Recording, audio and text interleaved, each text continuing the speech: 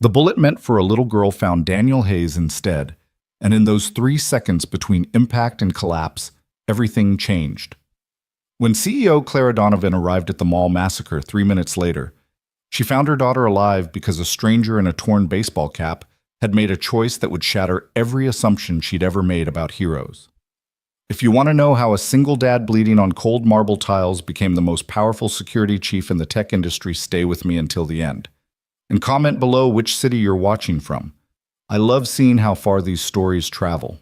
The morning Daniel Hayes kissed his 8-year-old son Ethan goodbye, he had no idea he'd end the day with a bullet lodged in his left arm. No premonition warned him that his routine Saturday errands would thrust him into a nightmare that would change not just his life, but the lives of dozens of strangers he'd never met.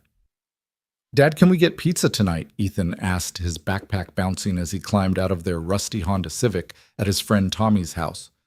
"We'll see, buddy. Money's tight until payday."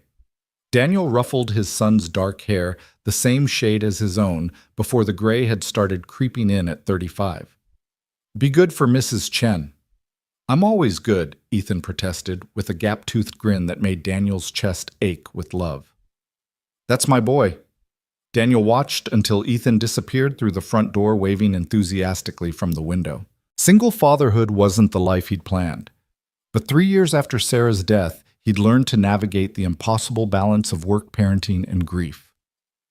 The warehouse job at Morrison Logistics didn't pay much, but it kept food on the table and a roof over their heads in the cramped 2-bedroom apartment on the south side of the city.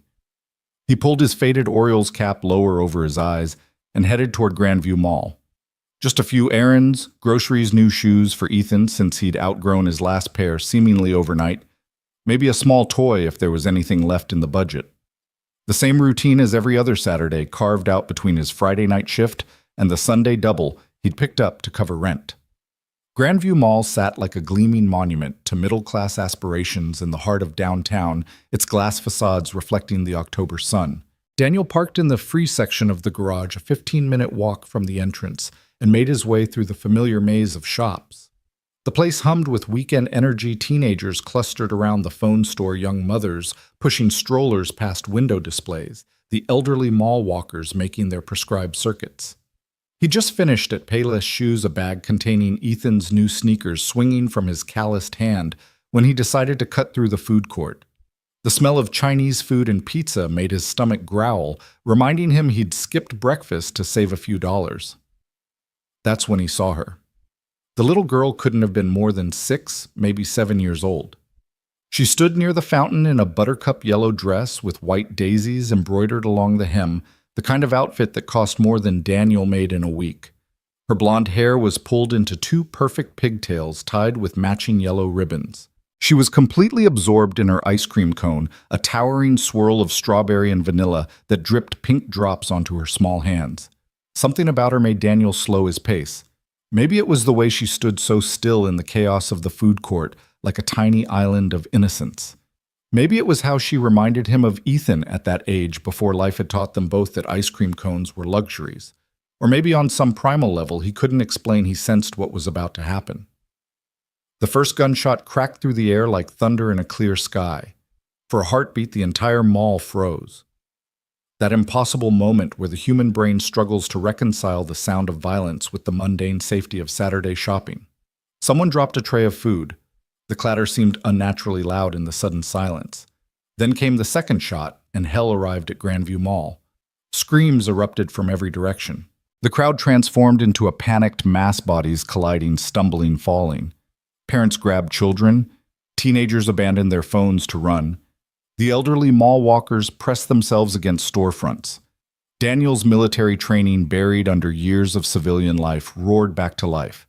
His eyes swept the scene in practiced arcs, cataloging exits, cover, positions, threats. The shooter emerged from behind the information kiosk, a young man maybe 25 wearing a black hoodie and carrying what looked like a modified Glock. His movements were erratic, uncoordinated, amateur, dangerous. But Daniel wasn't looking at the shooter anymore. The little girl in the yellow dress stood frozen, exactly where she'd been, her ice cream cone still clutched in one small hand. The panic had parted around her like water around a stone, leaving her exposed in the middle of the food court, Her blue eyes were wide with confusion, not yet understanding why everyone was running, why the loud noises kept happening. The shooter turned his weapon swinging in a wild arc. Toward the girl. Daniel didn't think. Thinking would have killed them both. His body moved with remembered precision muscles responding to training drilled into him a lifetime ago in Afghanistan. The shopping bag flew from his hand. His worn work boots pounded across the polished floor. 20 feet. 15. 10. The shooter's finger tightened on the trigger. Daniel dove. His body collided with the little girl just as the gun fired. The bullet meant for a child's heart tore through Daniel's left bicep instead. The impact spun him, but he managed to wrap his arms around the girl, cradling her against his chest as they hit the ground hard. His shoulder took the brunt of the fall, protecting her from the marble floor. The ice cream cone exploded against the tiles, strawberry and vanilla, spreading in a grotesque parody of blood. Stay down, Daniel whispered urgently into the girl's ear, though she hadn't made a sound. Shock he recognized. He'd seen it before in combat zones, that eerie silence that preceded either screams or shutdown. More gunshots echoed through the mall. Daniel pressed the girl beneath him, making his body a shield. His arm screamed in protest, hot blood soaking through his flannel shirt, but he'd endured worse. The marble floor was cold against his cheek. He could feel the girl's rapid heartbeat against his chest, a hummingbird trapped in a cage of bone and muscle. "It's okay," he murmured, though nothing about this was okay. "I've got you. What's your name, sweetheart?" "Lily," came the tiny whisper. "That's a beautiful name. I'm Daniel. We're going to be fine, Lily. Just stay really still for me, okay, like we're playing statue." She nodded against his chest, her small hands clutching his shirt. Daniel risked lifting his head slightly, assessing. The shooter had moved deeper into the mall, pursuing the fleeing crowd. Sirens wailed in the distance. 3 minutes, maybe 4, until police arrival. They needed cover. A overturned table lay 5 feet away. Daniel gathered himself, ignoring the fire spreading from his arm through his entire left side. "Lily, when I say go, we're going to crawl to that table. Can you do that for me?" Another nod. "You're so brave." "Ready, go." They moved together, Daniel half dragging himself with his good arm while keeping Lily protected beneath him. They'd just reached the table when he heard it, the distinctive click of a magazine being ejected. Reload. The shooter was doubling back. Daniel positioned Lily in the safest spot, pressing her into the corner where the table met an overturned bench. "Stay here. Don't move no matter what. Don't leave me." Her small hand grabbed his bloody shirt. "I'm not leaving. I'm just going to make sure he doesn't come this way." It was a lie, and maybe she knew it. The shooter was definitely coming this way, drawn by some sick instinct to return to where he'd started. Daniel had no weapon, one functioning arm, and approximately 30 seconds before the man would have a clear line of sight to their position. He looked around desperately. There, a fire extinguisher mounted on the wall, maybe 10 feet away. It would have to do. Daniel moved in a low crouch, his combat instincts overriding the civilian he'd become. The pain in his arm faded to background noise, processed and compartmentalized. He'd reached the extinguisher when footsteps echoed closer. Too close. Daniel yanked the extinguisher free and spun just as the shooter rounded the corner. For a split second, they locked eyes. The young man's face was streaked with tears, his pupils dilated with drugs, or adrenaline, or both. The gun started to rise. Daniel didn't give him the chance.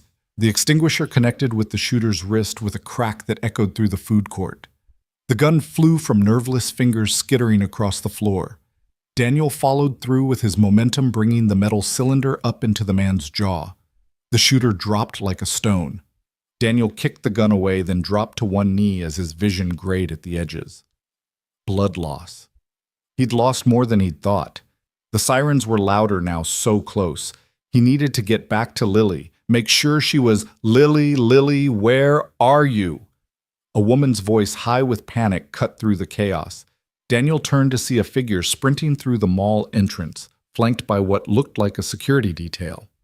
The woman was everything Daniel wasn't. Designer suit, perfectly styled auburn hair, the kind of presence that commanded boardrooms and bent reality to her will. Clara Donovan had arrived. She moved through this chaos like a force of nature, her security detail struggling to keep up.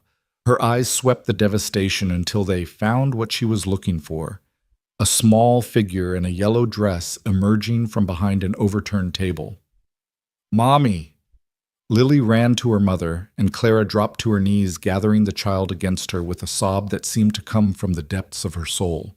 Her hands ran over Lily's body, checking for injuries, finding only ice cream stains and tear tracks. "Baby, my baby, are you hurt? Are you okay?" "The man saved me," Lily said, pointing back toward Daniel. "He got hurt instead of me." Clara's gaze followed her daughter's finger to where Daniel knelt on the bloodied floor, still holding the fire extinguisher, his left arm painted crimson. Their eyes met across the wreckage of the food court, and something passed between them, a recognition that transcended social boundaries and economic disparities. In that moment, Daniel wasn't a warehouse worker in a torn baseball cap, and Clara wasn't a CEO worth millions. They were simply two parents in a world where children could be lost in an instant. "You saved her," Clara said, the words barely audible. Daniel tried to respond, but the extinguisher slipped from his fingers. The world tilted sideways, and he had a strange thought that Ethan would be disappointed about the pizza. Then darkness rushed up to meet him, and he fell into it gratefully. Clara Donovan's shocked face, the last thing he saw. The police arrived 43 seconds later, flooding the mall with uniforms and protocol. Paramedics swarmed Daniel's unconscious form, working with practiced efficiency to stem the bleeding and stabilize him for transport. The shooter was cuffed and carried away on a stretcher, his jaw clearly broken but breathing steadily. Clara held Lily throughout it all, watching as they loaded Daniel into an ambulance.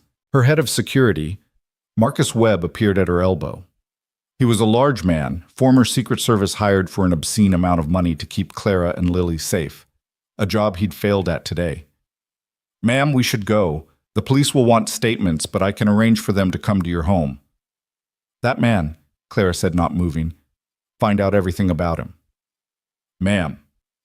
"Everything Marcus, who he is, where he lives, his family, his job, his history.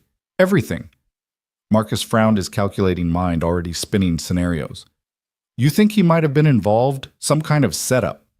Clara turned to look at him, and Marcus actually took a step back from the fury in her eyes. "That man took a bullet meant for my daughter. He saved her life while you were sitting in the car checking your phone. So yes, I want to know everything about him. I want to know his favorite coffee and his shoe size and the name of his first-grade teacher. Is that clear?" "Crystal, ma'am." Clara turned back to watch the ambulance pull away its sirens, adding to the symphony of chaos. Lily pressed against her side, unusually quiet for a child who normally filled every silence with chatter.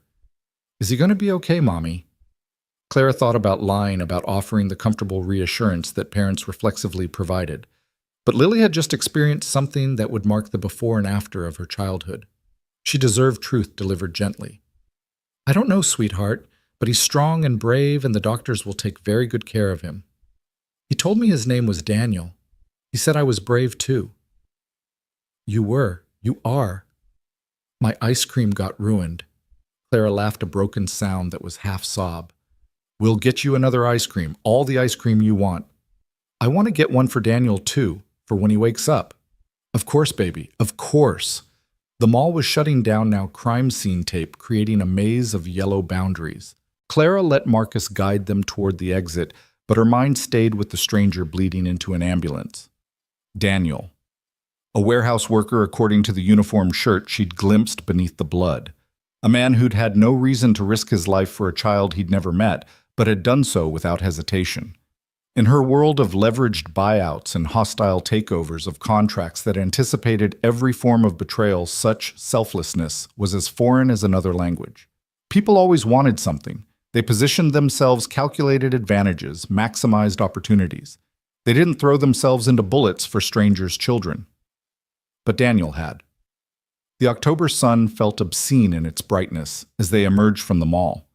Clara's Bentley waited at the curb, having been moved from the parking garage by her driver.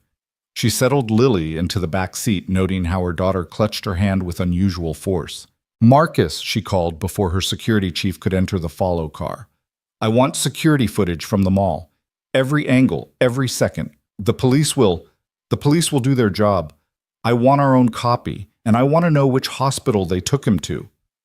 Marcus nodded, already pulling out his phone. Clara slid into the Bentley beside Lily, gathering her daughter close.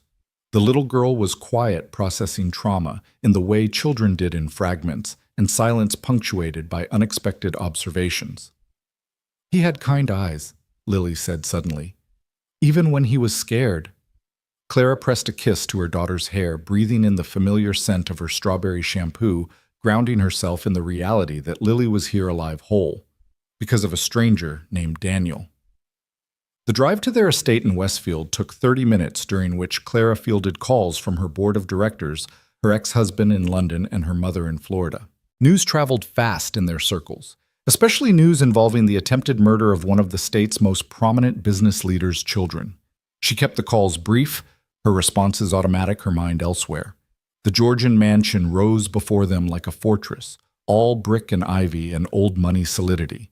Clara had bought it after the divorce, needing something that felt permanent in a life that had suddenly become unmoored.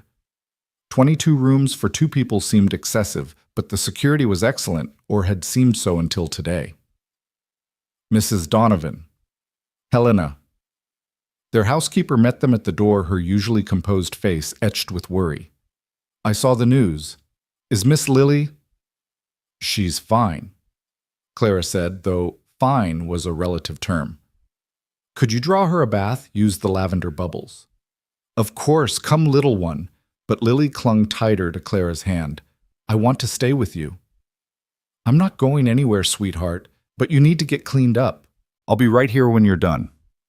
It took several more minutes of coaxing before Lily agreed to go with Helena, and only after Clara promised to sit outside the bathroom door.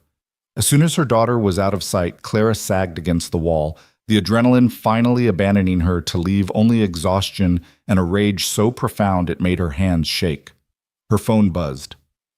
Marcus. "Daniel Hayes," he said without preamble. 35 years old, single father-son named Ethan, age 8, works warehouse at Morrison Logistics night shift primarily. Address is 42B Elm Street, South District. That's the Riverside Apartments. Clara knew the area. It was the kind of neighborhood people like her drove around, not through. Financial status. Checking account shows $247. Savings empty. Currently 3 days late on rent, has been late 4 of the last 6 months. Credit cards maxed. No criminal record. Clean driving record, except for 2 parking tickets, both paid late with penalties. The picture forming made Clara's chest tight. A single father struggling to make ends meet, the kind of invisible person her driver probably passed a dozen times without her noticing from the back of her Bentley. Family. The mother. Sarah Hayes, deceased 3 years, cancer. Medical bills went to collections, settled for partial payment last year. No other family in state. Clara closed her eyes.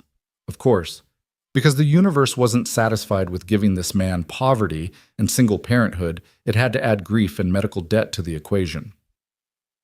Military service, Marcus continued, and his tone shifted slightly. This is where it gets interesting. Army 2007 to 2015. 3 tours in Afghanistan. Bronze Star Purple Heart Army Commendation Medal with Valor. Honorable discharge as Staff Sergeant. Specialized in urban combat and close protection. Close protection. You mean bodyguard detail for high-value targets? He protected diplomats and military brass in active war zones. Marcus paused. Ma'am, this man was trained to do exactly what he did today. But that didn't explain why he'd done it. Training didn't make you take a bullet for a stranger. Training taught you to assess, evaluate, prioritize. A single father should have prioritized staying alive for his own child. Which hospital? St. Mary's. He's in surgery. The bullet did significant muscle damage but missed the major arteries. Prognosis is good. I want the best orthopedic surgeon in the state on his case. Ma'am, with respect, that might be seen as, I don't care how it's seen, make it happen. And Marcus. The son, Ethan. Where is he? More phone work. With a neighbor, Mrs. Chen, father was supposed to pick him up at 6. Clara looked at her watch. 4:47 p.m. In just over an hour, an 8-year-old boy would start wondering why his father wasn't there. By 7, he'd be worried. By 8, terrified. Send someone to inform them about what happened, carefully. Make sure the boy knows his father is going to be okay. That's not really our... Marcus, I'm going to say this once. That man's blood is on the floor of Grandview Mall because he chose my daughter's life over his own. There is nothing that is not our responsibility when it comes to him and his family. Am I clear? Yes, ma'am. Clara ended the call and slid down the wall until she was sitting on the floor of her mansion's marble foyer. From the bathroom upstairs, she could hear Lily's voice asking Helena about Daniel wondering if he liked strawberry ice cream or vanilla better. The house phone rang. Clara ignored it. It rang again, then her cell, then Marcus calling. Ma'am, you need to take this. It's Channel 7 News. Someone leaked cell phone footage from the mall. The story's going viral. Of course it was. In the age of smartphones, every tragedy became content, every hero a hashtag. Clara accepted the call, switching to her CEO voice, calm-controlled, giving away nothing. Miss Donovan Amanda Pierce from Channel 7. First, let me say how relieved we are that Lily is safe. Thank you. We've obtained footage of the incident. The man who saved your daughter, we've identified him as Daniel Hayes. Do you have any comment on his actions? Mr. Hayes acted with extraordinary courage. My family owes him a debt we can never repay. Our sources say he's a warehouse worker with no connection to your family or company. Do you find it surprising that a stranger would risk his life this way? Clara thought about the expected response, something about the goodness of humanity, about everyday heroes, the kind of soundbite that would play well on the evening news. But Lily was upstairs asking about ice cream flavors, and Daniel Hayes was in surgery because he'd made an impossible choice. I find it humbling, she said finally. In my world, everything is transactional. Everything has a price, a negotiation, an angle. Mr. Hayes reminded me that some things, the best things, exist outside that paradigm. He saw a child in danger and acted not because of who she was or what he might gain, but because it was right. That's not surprising. It's miraculous. Will you be reaching out to him personally? When he's recovered, yes. There are rumors your company will be offering him a reward. The question irritated her. Money. It always came back to money, as if cash could balance the equation of a life saved. Mr. Hayes didn't save my daughter for a reward. To offer one would diminish what he did. We'll handle this matter privately and with the dignity Mr. Hayes deserves. She ended the call before Amanda could ask another question. Her phone immediately buzzed with texts from board members, friends, her ex-husband demanding to know why she hadn't called him first. She turned it off. Helena appeared at the top of the stairs. She's asking for you. Clara climbed the stairs on legs that felt disconnected from her body. The master bathroom was filled with lavender-scented steam. Lily sat in the tub, surrounded by bubbles, looking smaller than her 7 years. Mommy, do you think Daniel has bad dreams? The question caught Clara off guard. What makes you ask that, sweetheart? He had marks on his arms when his shirt got torn, like the ones Daddy has. Clara's ex-husband had served in the Marines before entering banking. He'd come back from Iraq with scars, both visible and hidden, the hidden ones ultimately destroying their marriage. Some people have had to do very hard things, Clara said carefully. Sometimes those things leave marks. Is that why he knew how to stop the bad man? Maybe. I want to say thank you when he wakes up. We will. Lily nodded, satisfied, and went back to making bubble mountains. Clara watched her daughter play this miracle of a child who existed because a stranger had chosen courage over safety. Her phone turned back on showed 17 missed calls. The story was everywhere now. Mall hero saves billionaire's daughter. The footage was grainy but clear enough. Daniel's dive, the impact of the bullet, the way he'd curled his body around Lily like a human shield. The comments were already pouring in, strangers dissecting 15 seconds of violence, debating whether Daniel was a hero or an idiot, whether Clara should reward him, or whether he'd been planted there, some elaborate scheme. The internet, Clara reflected, was where human decency went to die. Marcus called. Surgery's complete, successful. He'll be in recovery for a few hours, then moved to a room. The son has been informed that his father was hurt, but will be okay. Mrs. Chen is keeping him overnight. Clara started, then stopped. What did she want to meet this man properly? To thank him? To understand why he'd done it? I want updates every hour. Understood. Ma'am, there's something else. The shooter, his name is William Brennan. 23 years old. History of mental illness, recently stopped taking medication. His social media suggests he was targeting random victims, no specific connection to you or your company. Random. Lily could have died because of random. Because a sick young man went off his medication and brought a gun to a mall on a Saturday afternoon. The arbitrariness of it made Clara want to scream. Instead, she helped Lily out of the tub, wrapped her in the softest towel, and carried her to bed. Her daughter fell asleep quickly, exhausted by trauma, clutching the stuffed rabbit she'd had since infancy. Clara sat in the chair beside Lily's bed, unable to leave. Every time she closed her eyes, she saw it differently. Daniel not being there, being a second slower, choosing self-preservation over sacrifice. She saw herself arriving to find yellow fabric soaked in red, saw herself identifying a body instead of embracing a survivor. The hours passed in a haze of what-ifs and could-have-beens. Marcus sent updates. Daniel was stable, awake, briefly asking about his son. The media had discovered his military history, were already crafting narratives about the war hero security guard. Someone had started a GoFundMe that had already raised $30,000. At midnight, Clara made a decision. Marcus, I need you to arrange something. The next morning, while October sunshine streamed through hospital windows and weekend visitors navigated the maze of corridors, Clara Donovan walked into room 314 at St. Mary's Hospital. She dressed deliberately, jeans and a sweater instead of her usual power suit, human instead of CEO. Daniel Hayes was awake, his left arm immobilized in a complex brace, an IV dripping steadily into his right. He looked younger without the baseball cap, his dark hair military short, the stubble on his jaw making him look tired rather than rugged. His eyes, Lily was right. They were kind, widened when he saw her. Miss Donovan. Clara, please. She moved into the room, noting the sparse surroundings. No flowers, no cards, no evidence that anyone had been here except medical staff.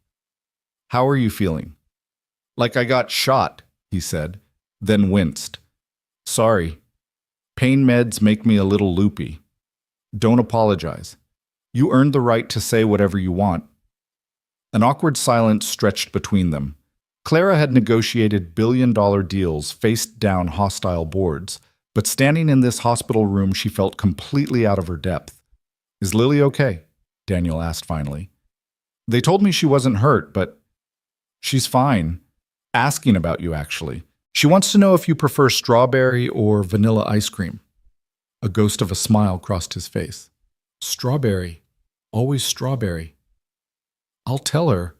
Clara moved closer, taking the visitor's chair. Mr. Hayes. Daniel, I need to thank you. What you did. I did what anyone would do. No. The word came out sharper than intended. No, you didn't. There were dozens of people in that food court. They ran. You didn't. Daniel shifted uncomfortably, his gaze dropping to the white hospital blanket. I've been in situations like that before. Training kicks in. Training doesn't make you take a bullet for a stranger's child. She reminded me of... He stopped, jaw tightening. Of what? Doesn't matter. But Clara thought she understood. A single father seeing a little girl in danger, thinking of his own child, making an instant calculation that her life was worth more than his own survival. Your son, she said carefully. Ethan, he's been told you're okay. Mrs. Chen is taking good care of him. Daniel's composure cracked slightly. He must be scared. I can't. He tried to sit up, gasped as the movement pulled at his injury. We've arranged for him to visit this afternoon with Mrs. Chen. Hospital rules are being bent slightly. My security team has been monitoring the situation. Daniel's expression shifted, wariness replacing vulnerability. Why would your security team be? Because the man who saved my daughter's life has an 8-year-old son who needs to know his father is okay. Because that same man is 3 days late on rent, and I'm guessing the hospital bills aren't going to help that situation. I don't need charity. There it was pride. The same pride that made him work double shifts instead of applying for assistance that kept him in worn boots while his son got new shoes. It's not charity, Clara said carefully. It's gratitude. And frankly, it's self-interest. Self-interest. I own a technology company, Mr. Hayes. We deal with corporate espionage, intellectual property theft, constant security threats. I employ a team of security professionals who were in the parking lot when my daughter nearly died. You were in the right place at the right time, yes, but you also had the skills and the character to act. That combination is rarer than you might think. She could see him processing, trying to figure out the angle. There was always an angle in her world. What are you saying? I'm saying that when you're recovered, I'd like to offer you a job. Director of Corporate Security for Donovan Technologies. The salary is $150,000 a year to start full benefits educational assistance for your son and a company car because I'm guessing that Honda in the lot has seen better days. Daniel stared at her. You're offering me a job because I saved Lily. I'm offering you a job because you're qualified. Bronze Star Purple Heart. 8 years of close protection experience in active war zones. The fact that you saved my daughter just means I know exactly what kind of man I'd be hiring. Your current security team. Failed. Marcus Webb makes $200,000 a year to keep my family safe. Yesterday he was checking emails while you were bleeding on marble floors. He'll be transitioning to other opportunities. Daniel was quiet for a long moment, and Clara could see the war playing out behind his eyes. Pride versus pragmatism. Independence versus opportunity. What makes you think I want to go back to that life? He asked finally. Security protection, constant threat assessment. I left that behind for a reason. Because you came home to be a father, because your wife was sick and needed you, because you thought you could build something simple and safe. Clara leaned forward. But yesterday proved that the world doesn't let us leave our training behind. You didn't think about protecting Lily, you just did it, because that's who you are. You don't know me. I know enough. I know you work night shifts to spend days with your son. I know you're drowning in medical debt from your wife's illness, but still haven't declared bankruptcy. I know you gave Ethan new shoes yesterday while yours are held together with duct tape. I know that when you saw my daughter in danger, you didn't calculate odds or consider consequences. You acted. Daniel's jaw worked silently. Outside the room, the hospital continued its Sunday morning routines, doctors making rounds, families arriving with flowers and worry. Can I think about it? Of course, but Daniel, while you're thinking, consider this: Ethan deserves a father who doesn't have to choose between rent and groceries. You deserve a job that recognizes your worth. And frankly, my company needs someone who understands that real security isn't about expensive suits and surveillance technology. It's about the willingness to step between danger and the innocent. She stood to leave, then turned back. Lily wanted me to give you this. She pulled out a piece of paper, crayon bright and carefully folded. Daniel opened it with his good hand. It was a drawing, 2 stick figures, one tall in blue, one small in yellow, holding hands. Above them in shaky 7-year-old handwriting, "Thank you, Daniel, from Lily." Clara watched something break in Daniel's expression, the careful control crumbling. He pressed his lips together, blinking rapidly. She's been drawing all morning, Clara said softly. Pictures of her hero in the baseball cap. She left then, before either of them could say something that would make the moment harder. In the hallway, Marcus stood waiting, his expression carefully neutral. He'd been informed of his pending termination that morning. Ma'am, with respect, hiring him would be a mistake. Why? Because he doesn't have a Secret Service background. Because he doesn't wear $3,000 suits. Because you're making an emotional decision. He saved Lily, and you're grateful, but gratitude isn't a business strategy. Clara turned to face her soon-to-be former security chief fully. Do you know what Daniel did after he was shot? He dragged my daughter to cover, then went back to stop the shooter with a fire extinguisher. A fire extinguisher, Marcus, while you were updating your LinkedIn profile in the parking lot. That's not... You're right about one thing. This is emotional. Everything about protecting my daughter is emotional. The difference is Daniel understands that. He knows that security isn't about protocols and procedures. It's about being willing to bleed for what matters. She walked away, her footsteps echoing in the sterile corridor. Behind her, Marcus said nothing, already calculating his exit package and next move. In room 314, Daniel Hayes stared at a child's drawing and wondered how a Saturday morning errand had transformed into a job offer that would change everything. His arm throbbed with each heartbeat, a rhythmic reminder of choices made in milliseconds that rippled outward in ways he couldn't have imagined. At 2 p.m., Ethan burst into the room like a small tornado, all worried energy and barely contained tears. Dad, are you okay? Mrs. Chen said you were hurt, but you were a hero and saved someone and... Come here, buddy. Ethan carefully climbed onto the bed, mindful of the tubes and wires, and pressed against Daniel's good side. Daniel wrapped his right arm around his son, breathing in the familiar scent of his shampoo, the same brand Sarah had always bought. I'm okay, just a little banged up. Mrs. Chen said you saved a little girl. I helped someone who needed it, like Mom always said we should. Daniel's throat tightened. Yeah, buddy, like Mom always said. They sat in comfortable silence, Ethan playing with the TV remote, while Daniel dozed lightly. The afternoon shift nurse came in to check vitals, smiling at the sight of them together. Your son, she asked. My everything, Daniel replied without thinking, then flushed slightly at the admission. The nurse's smile widened. The woman who was here earlier, Clara Donovan. She's covering all your medical expenses. Private room upgrade too if you want it. I don't need... Dad, Ethan interrupted. Mom always said it's okay to let people help. Remember? When she was sick and people brought food out of the mouths of babes, Sarah had said that usually while Daniel was stubbornly trying to handle everything himself. She'd understood something he was still learning, that accepting help wasn't weakness, but a different kind of strength.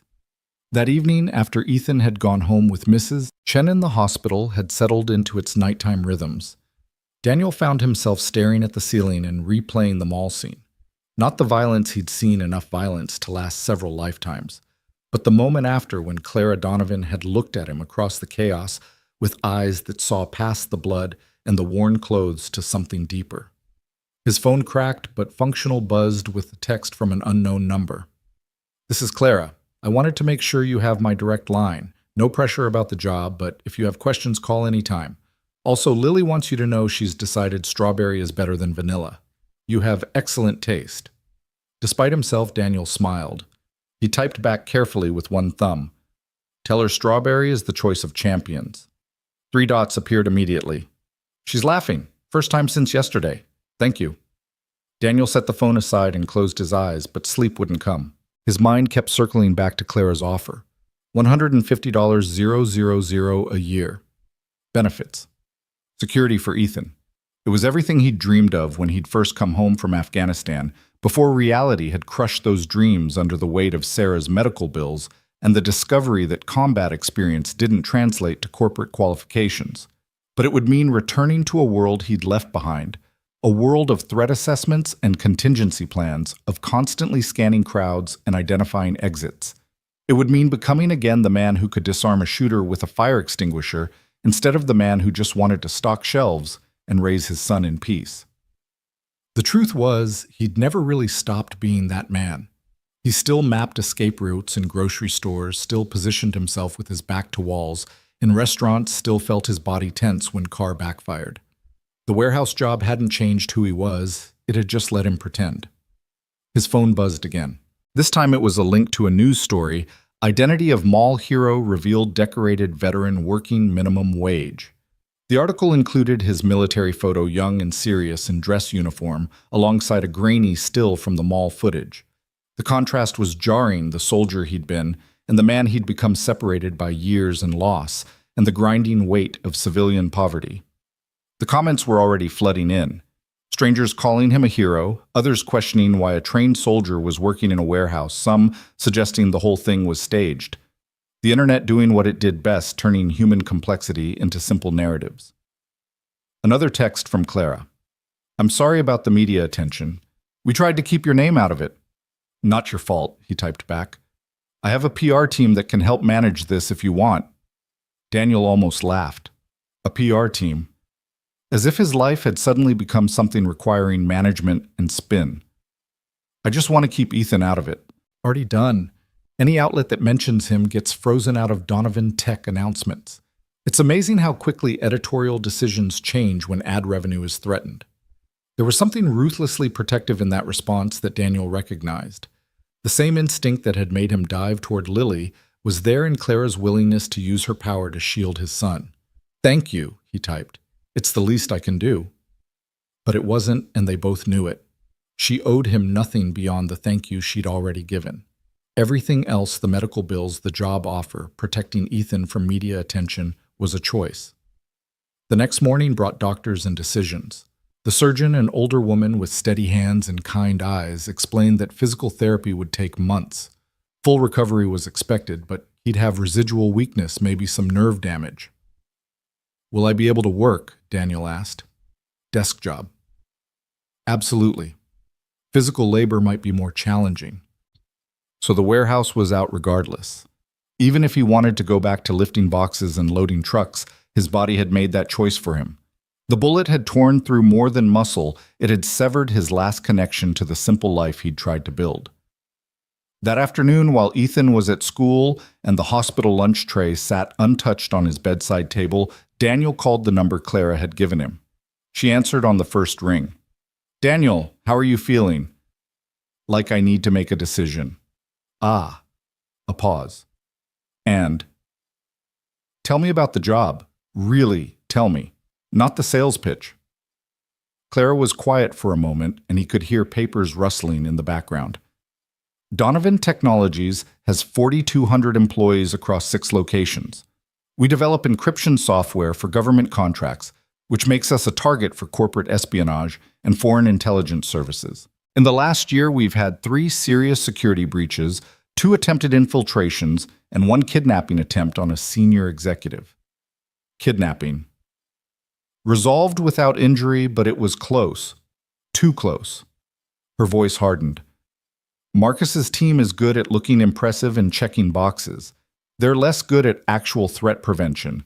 I need someone who understands that real danger doesn't always announce itself with a business card and a visitor's badge." "And you think I can do that?" "I think you've already proven you can. But more than that, I think you understand something Marcus never did, that security isn't about the principal. It's about what the principal represents. Lily isn't just my daughter. She's the future of everything I'm building. Every employee who comes to work knowing their families are safe, every innovation we develop without fear of theft or sabotage, that's what security really protects." Daniel thought about Ethan, about the fear that lived constantly in his chest since Sarah's death, that something would happen to him leaving his son alone. The hours. Flexible within reason, you'd need to be available for major events and traveling occasionally, but I'm a single parent too, Daniel. I understand that our children come first. Our children. The phrase created an unexpected intimacy, a recognition of shared experience that transcended their vastly different circumstances. "Can I start part-time until my arm heals?" "You can start however you need to start. Honestly, just having you review our current protocols would be valuable. Marcus has created systems that look good on paper, but have never been tested by someone who's actually faced real threats." Daniel made his decision the same way he'd made it in the mall, instantly, instinctively knowing that hesitation would only make it harder. Okay. I'll take the job." He could hear Clara's smile through the phone. "Thank you. You won't regret this. One condition. Name it. Ethan can never know the salary. He's 8. He doesn't need to know his dad suddenly makes more than the president." Clara laughed, a genuine sound that transformed her from CEO to simply a woman who understood the complexities of raising children in an unequal world. "Deal. Although, for the record, you'll be making less than the president, but more than most senators, so there's that." After she hung up, Daniel lay back against the hospital pillows and tried to imagine it. Director of Corporate Security, a salary that would pay off Sarah's medical debt in 2 years. Ethan, in private school maybe. College savings, the ability to buy strawberry ice cream without checking the bank balance first. It felt surreal, like a dream that would evaporate when the pain medication wore off. But the throb in his arm was real. The child's drawing on his bedside table was real. The job offer from one of the state's most powerful CEOs was apparently real too. That evening, he called his former squad leader from Afghanistan, Jake Morrison, now working security for a defense contractor in Virginia. "Hayes, you magnificent bastard!" Jake's voice boomed through the phone. "Saw you on the news, taking bullets for civilians now." Something like that. Man, that was beautiful. Textbook close protection. You've still got it. Got a job offer out of it. No shit, private security. Corporate.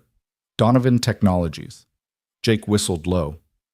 That's big leagues, brother. Clara Donovan doesn't mess around. You know her. Know of her. Reputation for being brilliant and ruthless. Turned a failing software company into a defense contracting powerhouse in 5 years.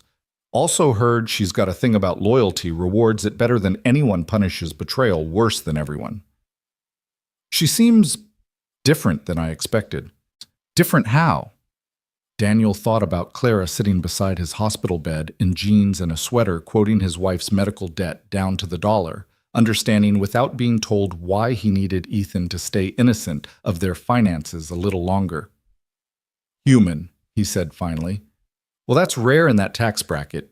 You taking the job already said yes. Good. You were wasting yourself in that warehouse. Sarah would be proud. The mention of his wife made Daniel's chest tighten. Would she be proud, or would she worry that he was returning to a world that had sent him home with nightmares and hypervigilance? I hope so, he said quietly. She would, Jake insisted. She wanted you safe, yeah, but she also wanted you to be who you are. And who you are is a protector, Danny. Always have been. After the call, Daniel dozed, fitfully waking periodically to check the time. At 3 a.m., his phone lit up with a text from Clara. Can't sleep. Keep thinking about what could have happened. Thank you doesn't feel like enough. He typed back, it's more than enough. Is Lily okay? Nightmares. She's in my bed now, finally asleep. She asked if you could come to her birthday party next month. If she wants me there, I'll be there. She wants to introduce you to her friends as the hero who saved me. Fair warning. I can think of worse introductions. Daniel. Yeah. I'm trusting you with everything that matters to me. I need you to know that. The weight of that trust settled over him like armor, familiar and heavy and somehow right. I know, he typed. I won't let you down. I know you won't. 3 weeks later, Daniel stood in front of Donovan Technologies' glass tower, his left arm still in a sling, but mobile enough to manage. The building rose 40 stories into the November sky, all reflected clouds and architectural ambition.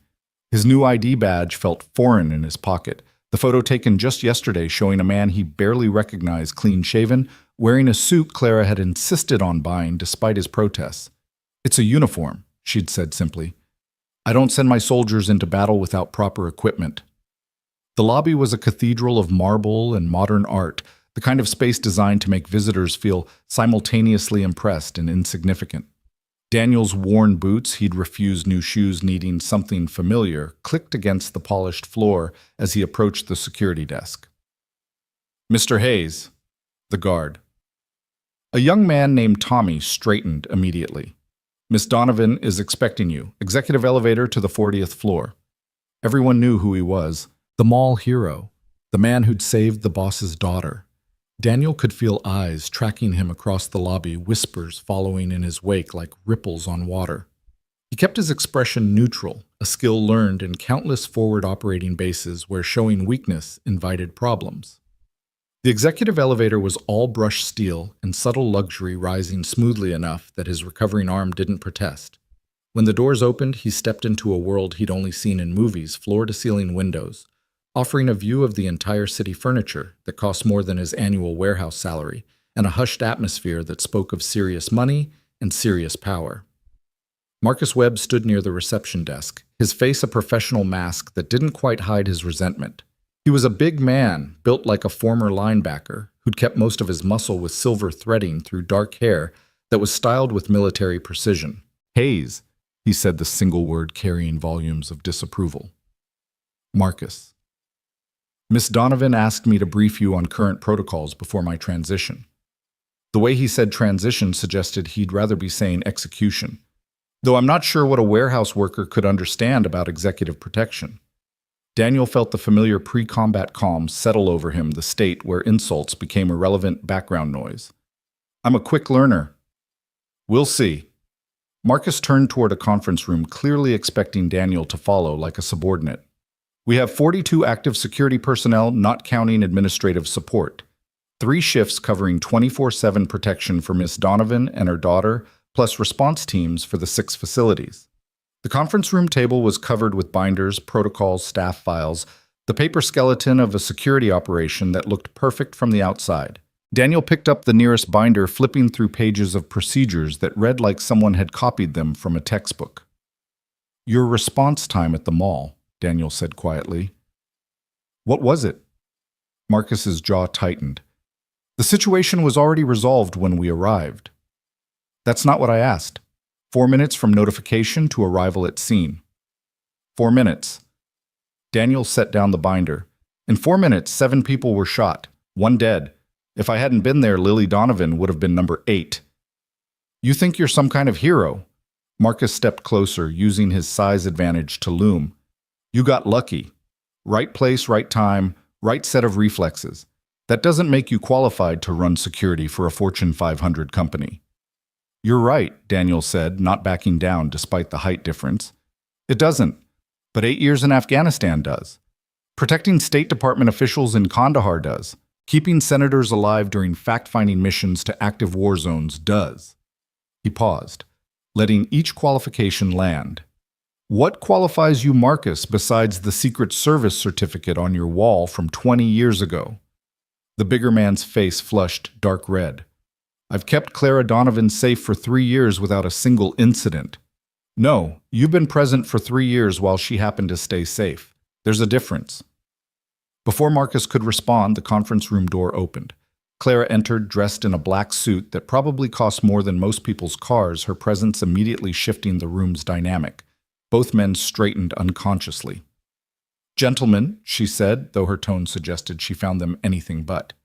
"I can hear you from my office. Marcus, that will be all." "Ma'am, I haven't finished the briefing." "Yes, you have." Her voice carried the kind of finality that ended board meetings and hostile takeovers. "Your severance package is being processed.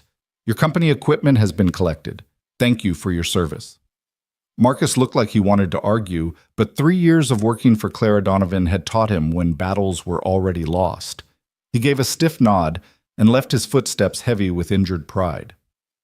Clara waited until the elevator chimed before turning to Daniel. "I apologize for that. Marcus is taking his termination less gracefully than I'd hoped." "He's not wrong," Daniel said. "I don't know anything about corporate security. But you know about keeping people alive. The corporate part can be learned. The instinct to step between danger and the innocent that can't be taught." She moved to the window, looking out at the city below. "Do you know why I really fired Marcus?" "Because he failed at the mall. Because when I asked him to review the footage to analyze what went wrong, do you know what he said? He said the failure was mine, that I shouldn't have allowed Lily to be in a public space without full security detail, that a proper principal wouldn't have exposed herself to that risk." Daniel felt anger rise in his chest, hot and familiar. "He blamed you for taking your daughter for ice cream." He saw Lily as a liability to be managed rather than a child to be protected. That fundamental misunderstanding of priority makes him dangerous. She turned from the window. "You have a son.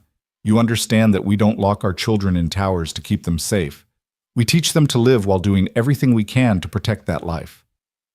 "Speaking of which," Daniel said, "I need to pick up Ethan at 4, school science fair." "Of course.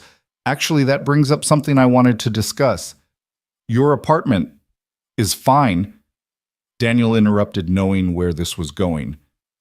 "Is in a building with 3 code violations and a robbery last month. You researched my building. I research everything. It's how I've survived in this business." She pulled out a tablet, swiping to bring up images. "There's a house in Westfield Heights. 4 bedrooms, good school district, 15 minutes from here. The company maintains it for relocating executives." Daniel looked at the images, a 2-story colonial with an actual yard, the kind of place he and Sarah had dreamed about before the diagnosis changed everything. "I can't afford..." "It's part of your compensation package, housing allowance for senior executives." "I'm not a senior executive. I'm a security guard with a fancy title." Clara's expression shifted, something fierce flickering in her eyes. "No, you're the director of corporate security for a company that handles classified defense contracts. You're responsible for the safety of 4,000 employees and billions in intellectual property. You're not a security guard, Daniel. Stop thinking like one. Before he could respond, her phone buzzed. She glanced at it, frowning. Speaking of security issues, we have a problem. Someone's been probing our network defenses. Third attempt this week. Hackers. More sophisticated than that. Pattern suggests foreign intelligence, probably Chinese or Russian. She pulled up data on the conference room screen. Marcus insisted it was routine, nothing to worry about. Daniel studied the attack patterns, his mind shifting into tactical mode. It's not routine. They're testing response times, mapping your defensive architecture. This is reconnaissance for something bigger. That's what I thought. Clara watched him analyze the data. What would you do? First, assume they've already gotten something. Run a full audit check for any data that's been accessed unusually. Second, honeypot trap. Give them something to find that looks valuable but lets us track them. Third, physical security review. Cyber attacks are often combined with human intelligence operations. Someone inside could be helping them. Clara smiled, the first genuine one he'd seen from her in their professional setting. Marcus's response was to buy more firewall software. Marcus thinks like a bodyguard. This requires thinking like a soldier. Which is why I hired you. She closed the tablet. I've scheduled a meeting with the senior staff tomorrow. You'll need to present your initial assessment and recommendations. Tomorrow I've been here exactly 1 hour. And you've already identified more actual threats than Marcus did in 3 years. Trust your instincts, Daniel. They've been right so far. Her phone buzzed again. This time her expression softened. It's Lily. She wants to know if you're coming to dinner Sunday. I don't want to intrude. You saved her life. You're not intruding, you're family. She paused, seeming to realize what she'd said. I mean, Lily sees you as... she's attached to you. Just Lily. The question hung between them, loaded with implications neither was ready to explore. Clara was his boss now, a billionaire CEO who lived in a different universe from his 2-bedroom apartment and bargained groceries. But she was also the woman who'd texted him at 3 a.m., unable to sleep from fear of what might have been. We should discuss the staff files, Clara said, redirecting with practiced ease. There are concerns about several employees that Marcus dismissed, but I think warrant investigation. They spent the next 2 hours reviewing personnel, Daniel taking notes and asking questions that revealed how surface-level Marcus's security had been. No background checks on contractors, no monitoring of unusual access patterns, no psychological evaluations for personnel with critical access. It was security theater designed to look impressive while missing fundamental vulnerabilities. Jesus, Daniel muttered, reading about a janitor with building-wide access who'd never been properly vetted. This is worse than Afghanistan. At least there we knew everyone was potentially hostile. Can you fix it? I can fix it, but people won't like it. Real security is inconvenient. It slows things down, asks uncomfortable questions. I don't pay people to like me. I pay them to do their jobs. Your job is to keep us safe. Do whatever you need to do. At 3:45, Daniel stood to leave. I need to get Ethan. Take the company car, Clara offered. Driver's waiting downstairs. Thanks, but I've got my Honda. The one with the broken tail light and the engine that sounds like it's dying. You researched my car too. I noticed it in the hospital parking lot. Hard to miss the duct tape holding the bumper on. Daniel felt heat rise in his face. It runs. Daniel. Her voice softened. You're not in survival mode anymore. You have a real job with real compensation. It's okay to accept that. It's been 3 weeks. This could all, disappear? Do you think I make hasty decisions? Do you think offering you this position was some impulse born of gratitude? She moved closer, and he could smell her perfume, something subtle and expensive. I've built this company by recognizing talent and securing it. You're not charity, Daniel. You're an investment. The intensity in her eyes made him look away. I should go. Sunday dinner, she said. 6 o'clock. Lily will be devastated if you don't come. Just Lily, he asked again, echoing their earlier moment. This time she smiled. Bring Ethan. The boys can play while we discuss security concerns. Daniel left the building feeling like he'd been through another kind of combat one where the weapons were words and looks where victory conditions remained unclear. The Honda started on the third try, coughing black smoke that made the valet step back in alarm. Tomorrow, he'd look at new cars. Maybe. The elementary school was a cheerful chaos of children and science projects. The gymnasium transformed into a maze of cardboard presentations and volcanic demonstrations. Daniel found Ethan standing proudly beside a poster about electromagnets, his project held together with tape and hope, but his enthusiasm undimmed. Dad, look. It really works. Ethan demonstrated his creation, a small motor powered by copper coils and magnets. Mrs. Patterson says it's very impressive for third grade. It's amazing, buddy. Daniel knelt beside his son, ignoring the pull in his healing arm. You did this all yourself. Well, Mrs. Chen helped a little, but I did the research. Did you know that electromagnets are in everything? Cars, computers, even doorbells.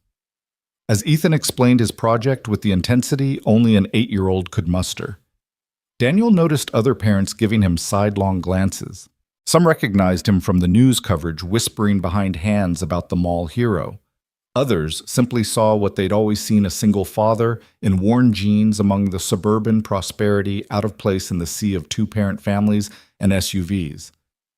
Is your arm better? Ethan asked, suddenly interrupting his own explanation about magnetic fields. Getting there. Tommy's mom said you were brave, that you saved someone. Daniel had tried to shield Ethan from the details, but kids talked. I helped someone who needed it. Like Mom would have wanted. Yeah, buddy, like Mom would have wanted. They stayed until the fair ended, Ethan winning a participation ribbon that he clutched like Olympic gold. On the drive home, the Honda's engine making increasingly concerning noises, Ethan chattered about his next project idea, something involving solar panels and tiny motors. That sounds expensive, Daniel said carefully. Maybe I could get a job. Tommy delivers newspapers and makes $5 a week. The innocence of it, thinking $5 could buy solar panels, made Daniel's chest ache. Tomorrow he'd have his first real paycheck from Donovan Technologies. More money than he'd ever seen at once. Enough to buy solar panels and electromagnets and whatever else Ethan's curious mind wanted to explore.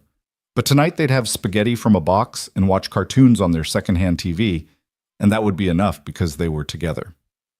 His phone buzzed with a text from Clara. How was the science fair? He typed back one-handed while waiting at a red light. Electromagnets are apparently in everything. I've been informed of this repeatedly. Lily's current obsession is butterflies. I now know more about metamorphosis than any adult should. The things we do for our kids. The things we do? There was something intimate about texting her while driving home to his shabby apartment, like they were just two single parents navigating the impossibility of raising children alone. Not CEO and security director, not billionaire and working class, just Clara and Daniel bound by the shared experience of loving children more than life itself. That night, after Ethan was asleep, Daniel sat at his laptop researching Donovan Technologies' security vulnerabilities. The more he dug, the more problems he found. It wasn't just Marcus's incompetence. It was systematic, like someone had deliberately created gaps in coverage. Either Marcus was worse at his job than anyone realized, or something else was going on. He made notes mapping vulnerabilities like he'd once mapped insurgent networks in Kandahar. By 2 a.m., he had 20 pages of observations and recommendations. His arm throbbed, reminding him he was supposed to be taking it easy, but this felt important, critical even. His phone rang, startling him. Clara's name appeared on the screen. You're awake, she said without preamble. So are you. I don't sleep much. Haven't since the divorce. You haven't since Sarah. Silence stretched between them, comfortable somehow. I've been reviewing Marcus's files, Daniel said. There's something wrong here. The gaps in security, they're too consistent to be accidental. You think Marcus was compromised? I think someone was feeding information to whoever's probing your networks. Maybe Marcus, maybe someone else, but definitely someone inside. Clara was quiet for a moment. Can you prove it? Give me a few days. Daniel, if you're right, this is bigger than just corporate espionage. We have classified defense contracts. This could be treason. I know. Be careful.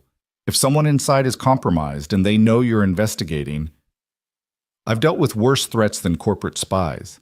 Have you in Afghanistan you knew who the enemy was? Here they wear suits and smile while planning your destruction. Sounds like you're speaking from experience.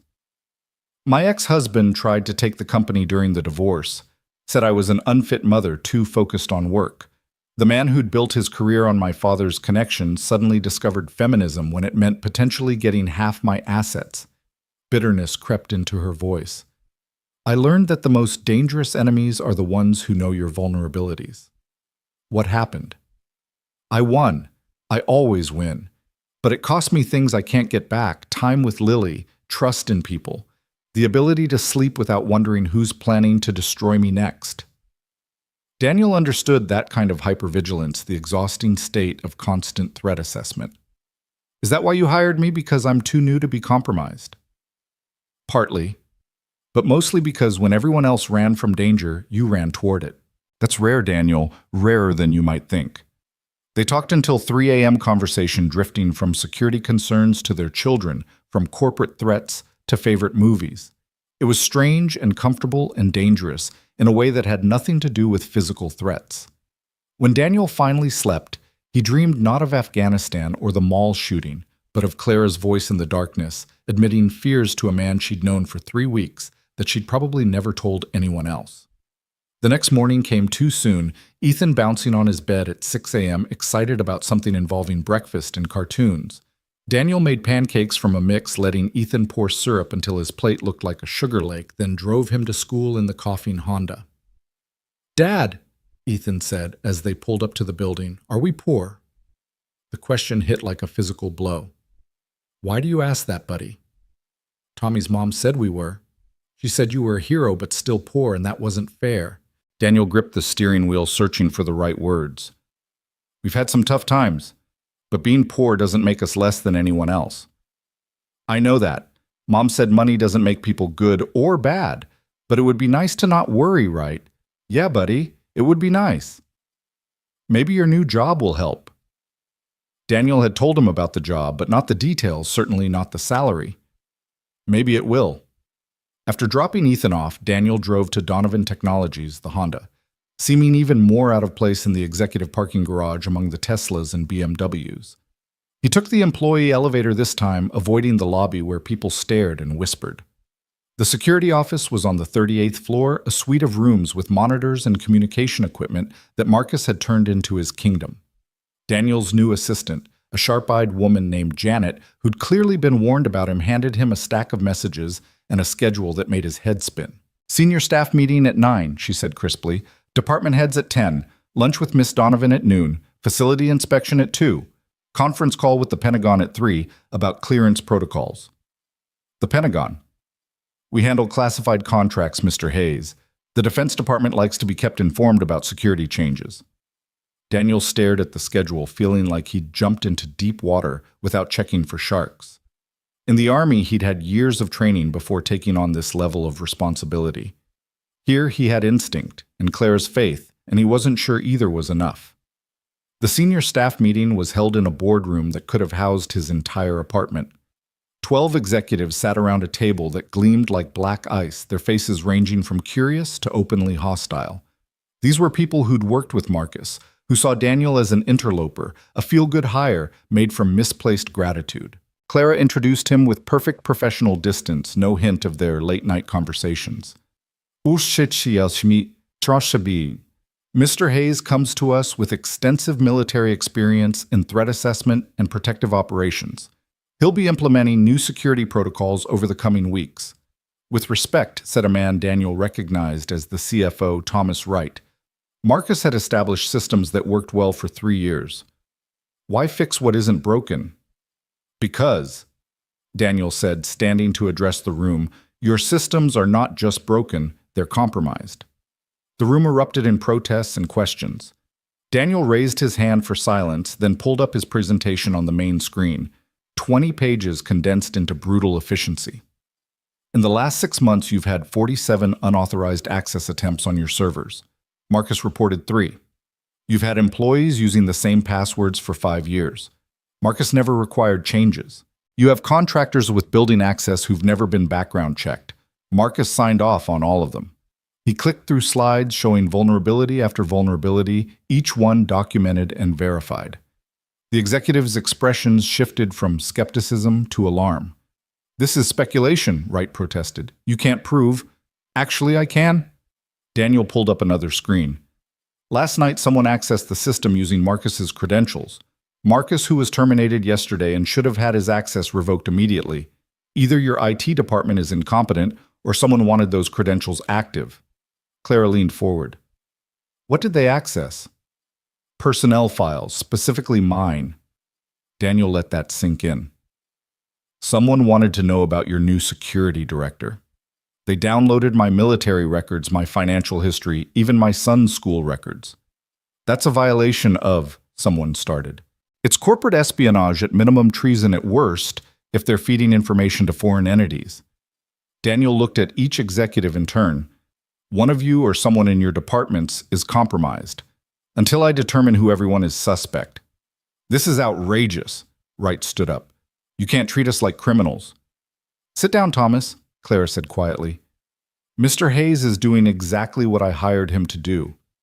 "You hired him because he saved Lily. That doesn't make him qualified to—" "I hired him because he's right."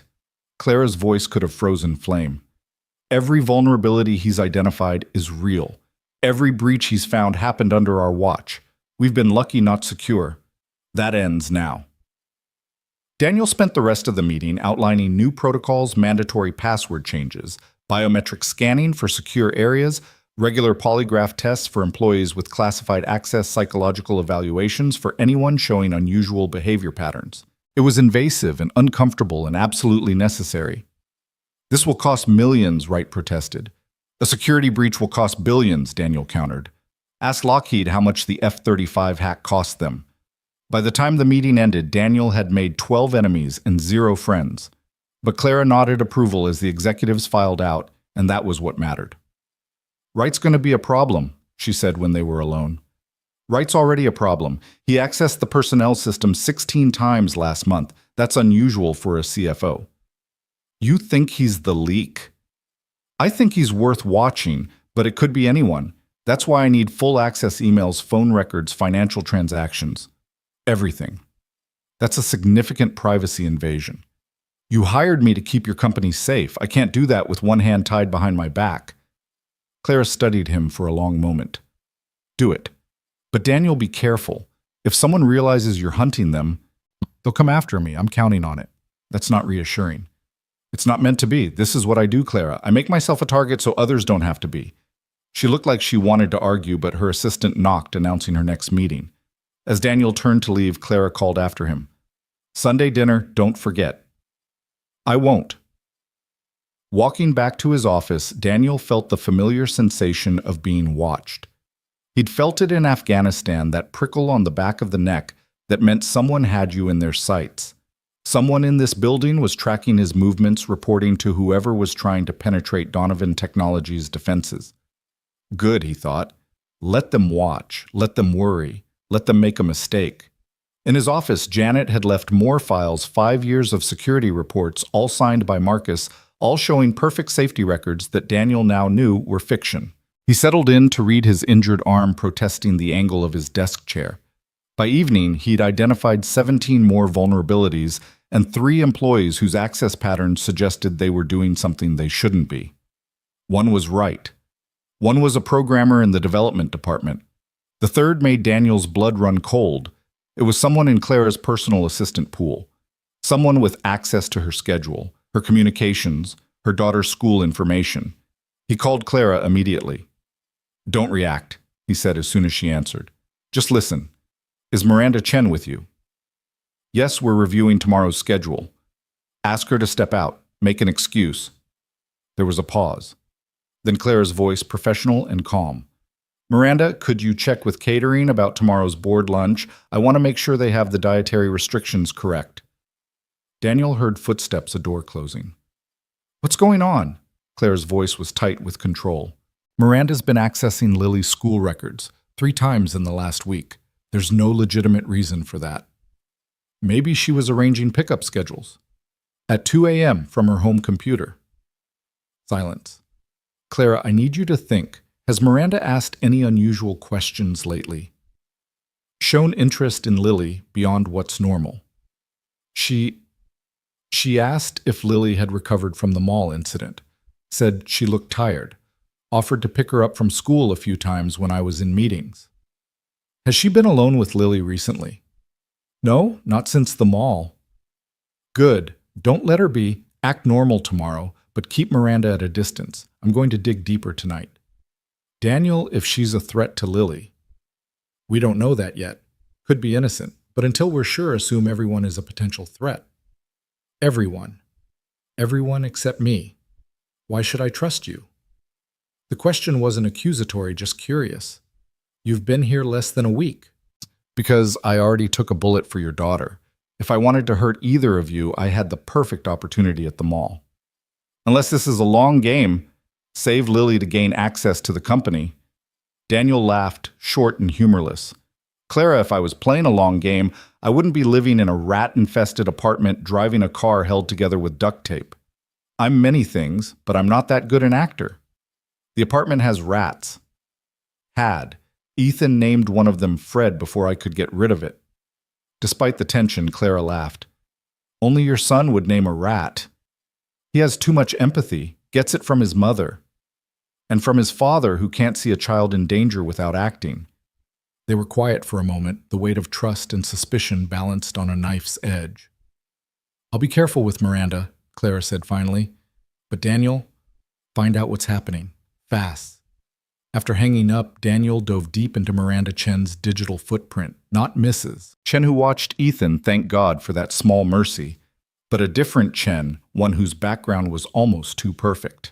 Stanford MBA, previous experience at 3 Fortune 500 companies, glowing recommendations from all of them. Too perfect. Daniel had seen covers like this before in Afghanistan, identities built carefully over years designed to pass casual scrutiny. But there were always tells if you knew where to look, and Daniel knew. He found it at 11 p.m., a gap in her employment history 6 months in 2019 that were explained as personal travel, but corresponded with a spike in cyber attacks on defense contractors. Could be coincidence, or it could be someone's operative taking a break between assignments.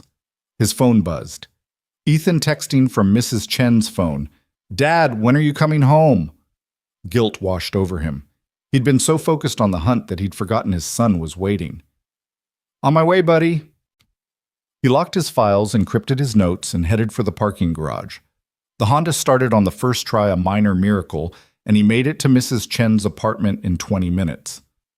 I'm sorry, he said, scooping Ethan into a hug. Work ran late. It's okay, Ethan said, though his voice suggested it wasn't entirely. Mrs. Chen made dumplings. Dumplings sound amazing.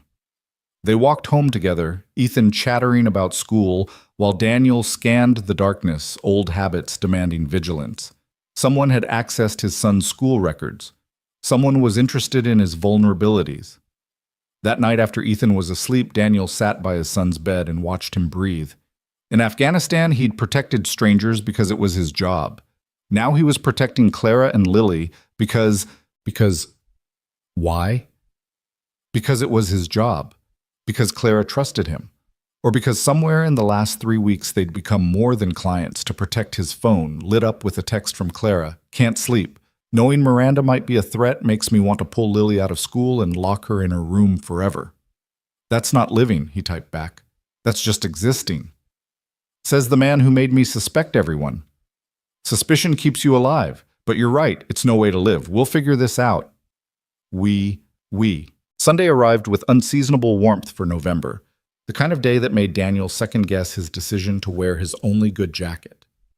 Ethan had insisted on bringing his electromagnetic project to show Lily carrying it like precious cargo as they drove through increasingly affluent neighborhoods toward Clara's estate. Dad, are these all single houses? Ethan pressed his nose against the Honda's window, watching mansions roll by like monuments to another world. Yeah, buddy.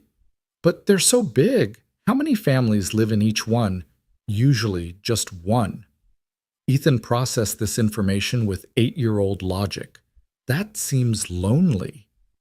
Out of the mouths of babes, Daniel thought turning into Clara's driveway. The Georgian mansion rose before them like something from a movie, all perfect symmetry and manicured lawns. The Honda wheezed to a stop, looking desperately out of place among the landscape perfection. Before Daniel could second-guess coming, the front door burst open and Lily ran out, blonde pigtails flying. "Mr. Daniel? You came, She stopped just short of hugging him, suddenly shy. Daniel knelt to her level, his healing arm protesting slightly. "I promised, didn't I?" "Mommy said you always keep promises. Is that true?" "I try to." "This is Ethan," Daniel said, guiding his son forward. "Ethan, this is Lily." "You're the girl my dad saved," Ethan said with characteristic directness. "Your dad's a hero," Lily said solemnly. "Want to see my butterfly collection?" And just like that, the two children ran off together, Ethan's project abandoned on the porch in favor of new friendship. Daniel watched them go, something easing in his chest. Kids had a way of making everything simple. They make it look easy. He turned to find Clara in the doorway, dressed in jeans and a cashmere sweater that probably cost more than his rent, but somehow made her look approachable human. The CEO armor was gone, leaving just a mother watching her daughter laugh. "Kids don't know they're supposed to be different," Daniel said. "No, they don't." She studied him for a moment. "How's the arm?" "Better every day." "Good. Come in. I made dinner." "You cook." "I'm full of surprises." The inside of the house was less imposing than he'd expected, decorated with a warmth that spoke of actual living rather than magazine shoots. Children's artwork adorned expensive walls. Toys scattered across Persian rugs. It was a home that happened to be a mansion rather than a mansion pretending to be a home. The kitchen was enormous but cozy, filled with the smell of roasting chicken and something that might have been homemade bread. Clara moved around the space with easy familiarity, checking pots and adjusting temperatures. "I can help," Daniel offered. "You can sit and keep me company. Doctor's orders about that arm." He sat at the kitchen island watching her work. "You really did cook." "Every Sunday. It's the one normal thing I insist on. No staff, no catering, just me and Lily, and now you and Ethan apparently. We don't want to intrude on your tradition." "Daniel." She turned from the stove. "Stop. You're not intruding. You're invited. There's a difference." Through the window, he could see the children in the backyard, Ethan helping Lily catch something in a jar. Their laughter carried on the warm air, bright and uncomplicated. "I've been thinking about Miranda," Clara said, her voice dropping. "She's been with me for 2 years. Helped plan Lily's birthday parties, stayed late when I needed her. How do I reconcile that with what you found? People aren't always what they seem. Sometimes they're exactly what they seem for years until they're activated." "Activated? Like she's some kind of sleeper agent?" "Maybe. Or maybe she's just someone who made a deal with the wrong people. Debt blackmail threats. There are lots of ways to compromise someone." Clara pulled the chicken from the oven, golden and perfect. "I hate this, suspecting everyone. It's temporary. Once we identify the threat, you can go back to trusting people. Once you know betrayal is possible, can you ever really trust again?" Daniel thought about Sarah, how she'd trusted doctors who'd missed the early signs, trusted treatments that hadn't worked, trusted a universe that had failed her anyway. "I don't know, but I know you can't live without trying." The children burst through the back door, Ethan holding the jar triumphantly. "We caught a grasshopper. Lily says we can keep him until after dinner, then let him go." "His name is George," Lily announced. "George the grasshopper." "Of course it is," Clara said, smiling. "Wash your hands, both of you. Dinner's ready." They ate in the casual dining room. Apparently there was also a formal one that seated 20 conversation flowing easily around bites of perfectly roasted chicken. Ethan explained his electromagnetic project while Lily listened with genuine interest. Clara asked questions that showed she understood the science. Daniel found himself relaxing in a way he hadn't in years. "Mom was a teacher," Ethan was saying. "She said science was like magic except real." "Your mom sounds smart," Clara said gently. "She was. Dad says I get my brain from her." And your courage from him, Lily added matter-of-factly. Ethan beamed at this assessment while Daniel felt his throat tighten. Clara caught his eye across the table, a moment of shared understanding between single parents navigating the minefield of deceased spouses. After dinner, the children released George the Grasshopper with great ceremony, then settled in the living room with a movie. Daniel and Clara retreated to her study, a wood-paneled room lined with books and tactical brilliance. "I've been thinking about our problem," she said, pouring them both coffee from a service that looked antique. "If Miranda is compromised, we can use that. Feed her false information. Better, feed her true information that seems false. Make whoever she's reporting to doubt their own intelligence." Daniel smiled. "You're devious." "I'm a CEO. It's basically the same thing." She pulled out a laptop. "I had it give me backdoor access to Miranda's computer. Completely illegal, by the way. I won't tell if you won't." They spent the next hour going through Miranda's files, finding nothing obvious but several things that didn't quite fit. Emails deleted but recoverable from the server cache, calendar entries that didn't match Clara's actual schedule, and then buried in a folder labeled recipes. They found it. "These are blueprints," Daniel said, recognizing the technical drawings immediately. "Your R&D facility. That's our most secure building. Biometric scanners, armed guards, the works. Someone's planning a physical breach." Daniel studied the plans, his tactical mind already seeing the vulnerabilities. These annotations, someone's marked the shift changes, the camera blind spots. "Miranda doesn't have access to this information." "No, but Marcus did." They looked at each other, the pieces falling into place. Marcus and Miranda working together, or for the same employer, the security chief providing intelligence while the assistant stayed close to the principal. "We need to move fast," Daniel said. "If they know Marcus is out, they'll accelerate their timeline." Clara was already typing. "I can have the FBI here in an hour." "No, not yet. We don't know how deep this goes. FBI involvement means reports, investigations, people asking questions. Whoever's behind this will disappear into the smoke." "Then what do you suggest? We let them come." Clara stared at him. "You want to use my company as bait. I want to control the engagement. Right now they have the initiative. They choose when and where to strike.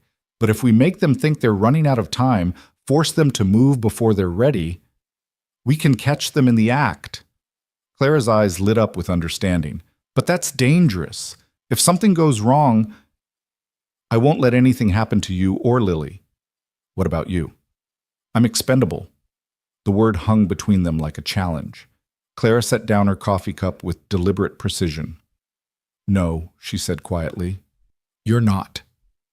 "Clara, you have a son who needs you. You have—" She stopped, seeming to catch herself. "You're not expendable, Daniel. Not to Ethan and not to this company." The weight of what she hadn't said filled the room. Daniel wanted to reach across the space between them to acknowledge what was building beneath the professional relationship. But the sound of children's laughter from the living room reminded him of all the reasons he couldn't.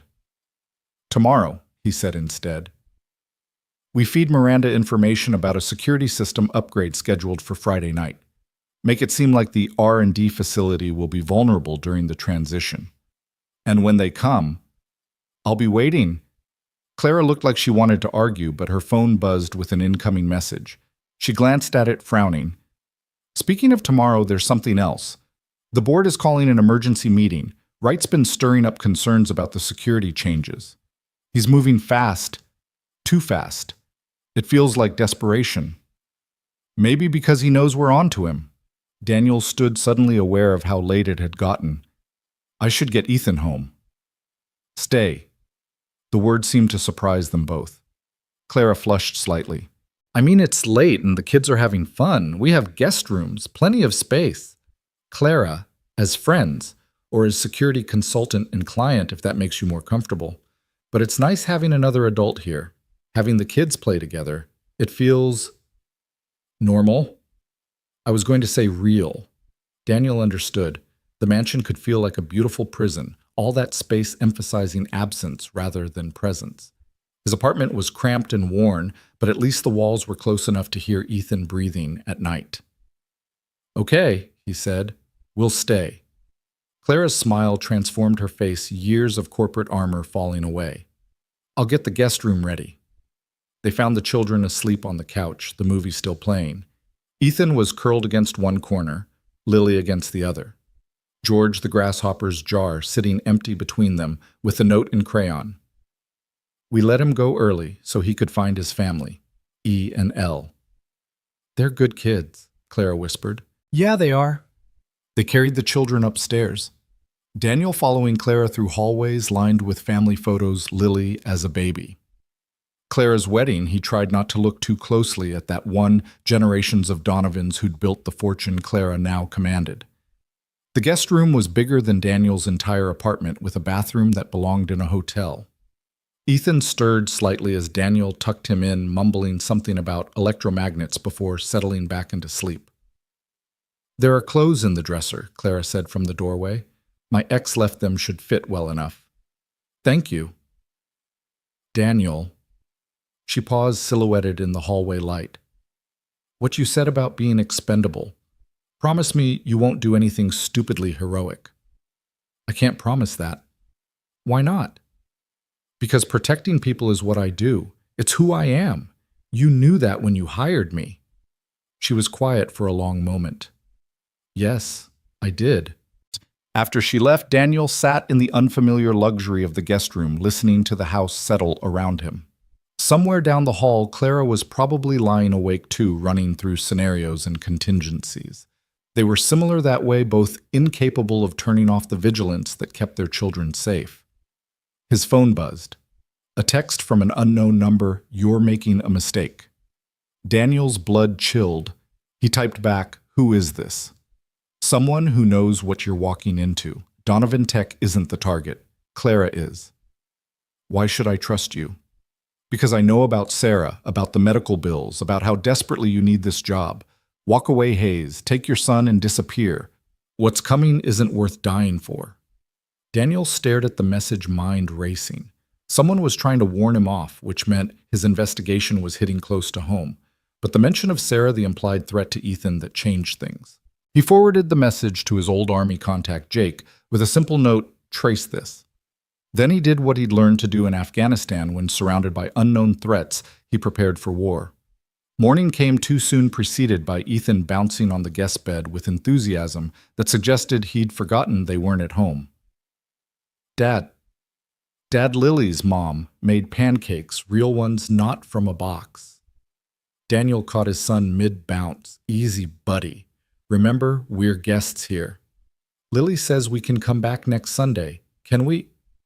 The hope in his son's voice was heartbreaking. How long since Ethan had a friend his own age?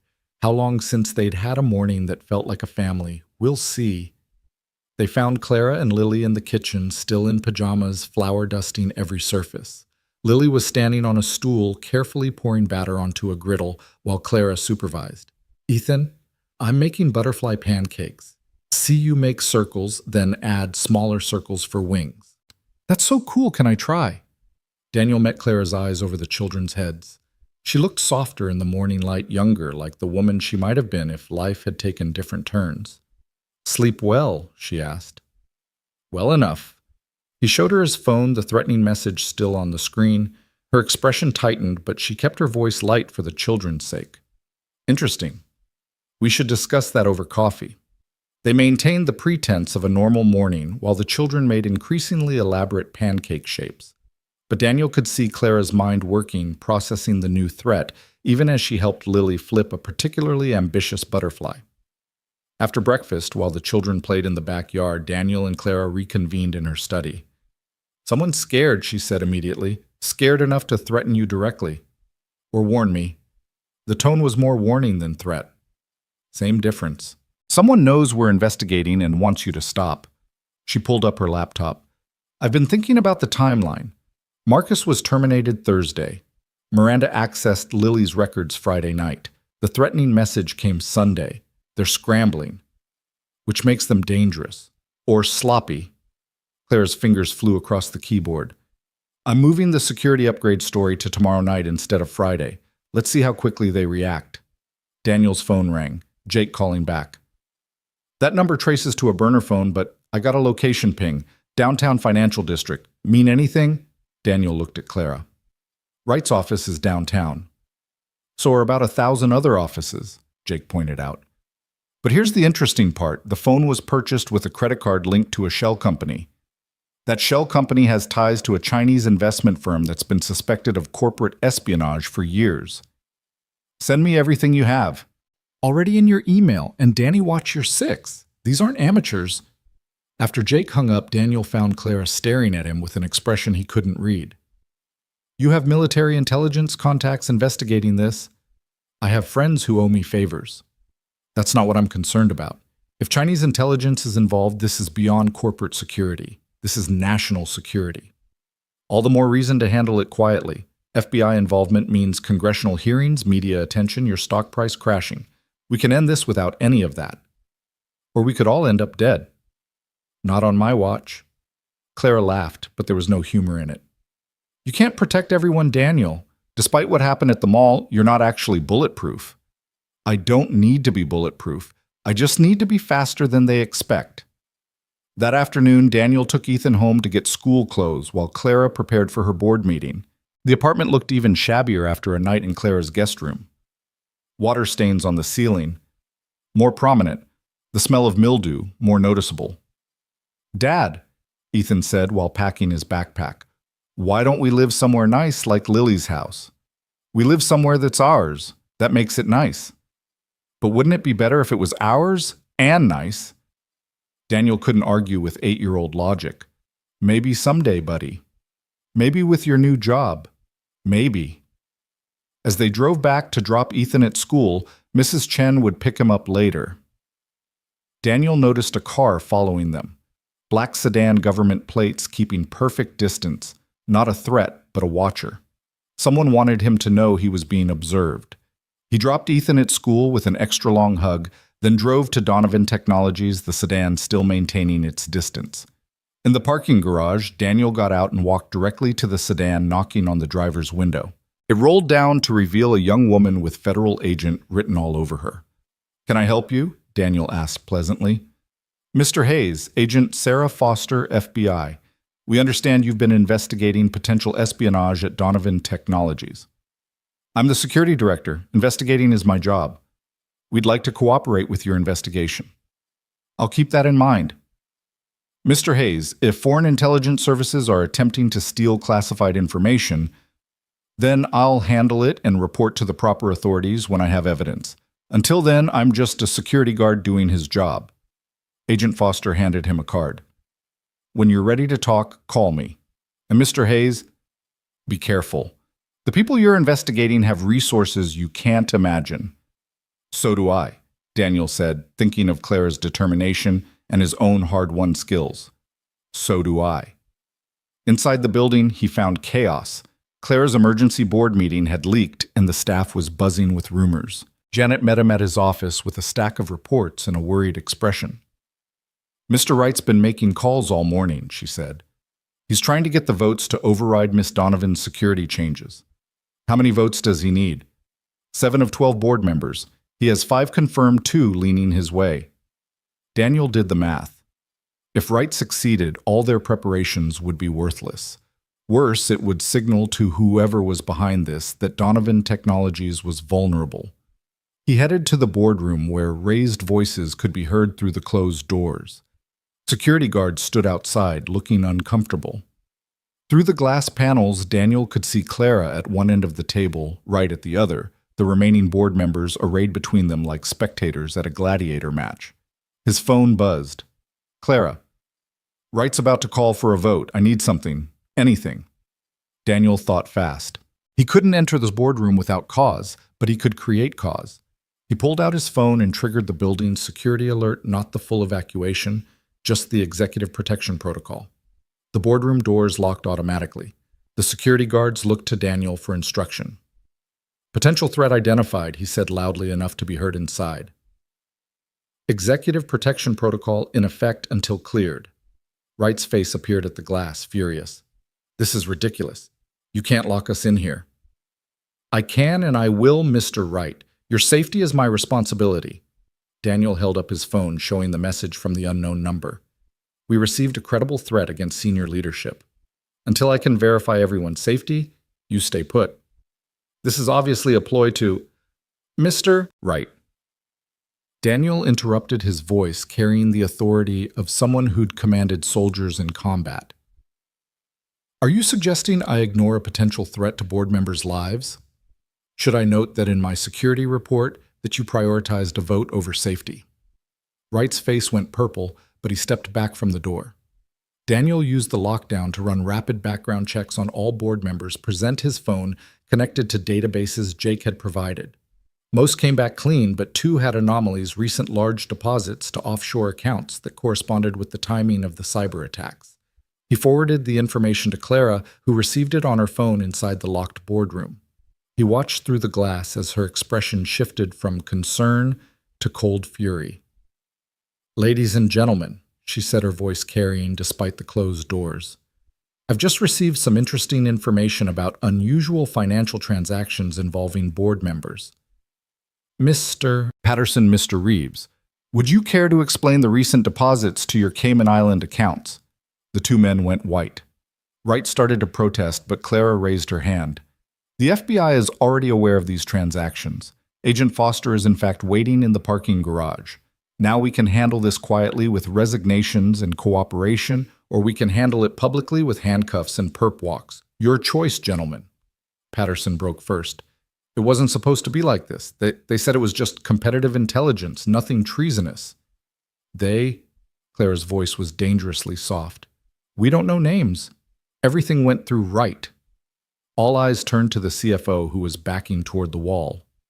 This is entrapment. You can't prove anything. Actually, Daniel said through the intercom, we can.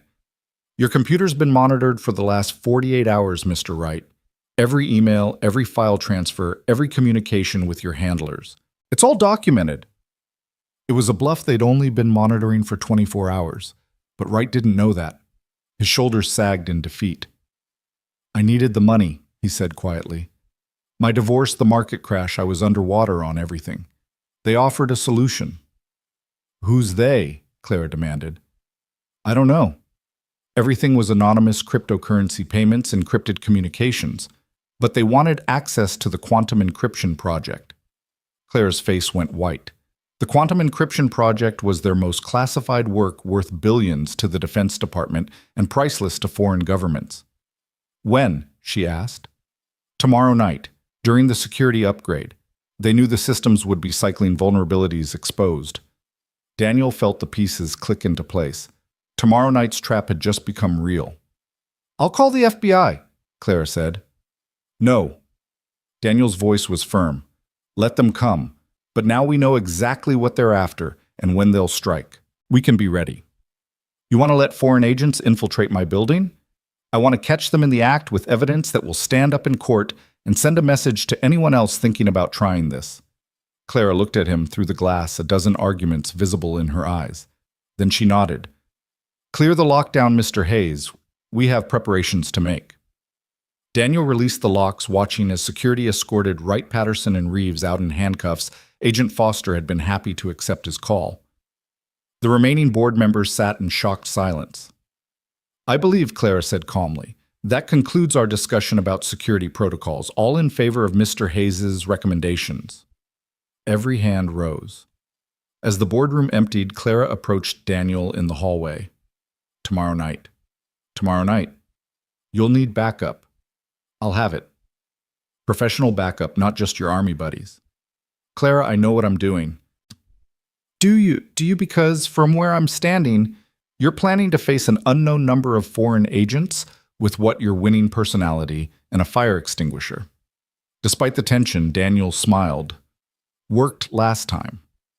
This isn't funny. I'm not laughing. He grew serious.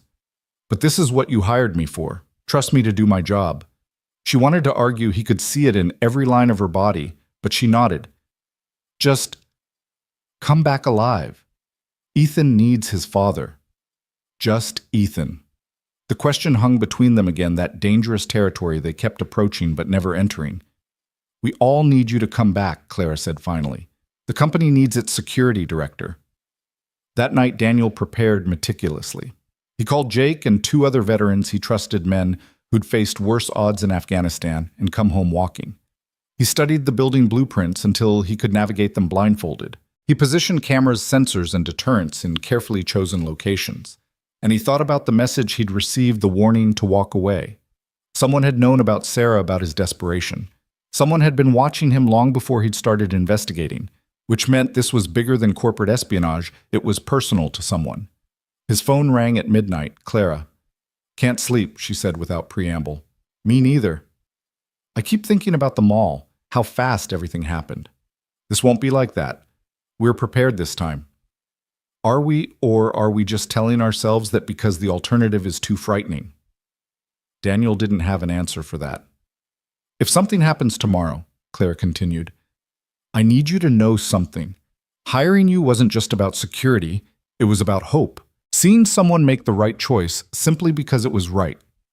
Without calculating cost or benefit, it reminded me that not everything in this world is transactional.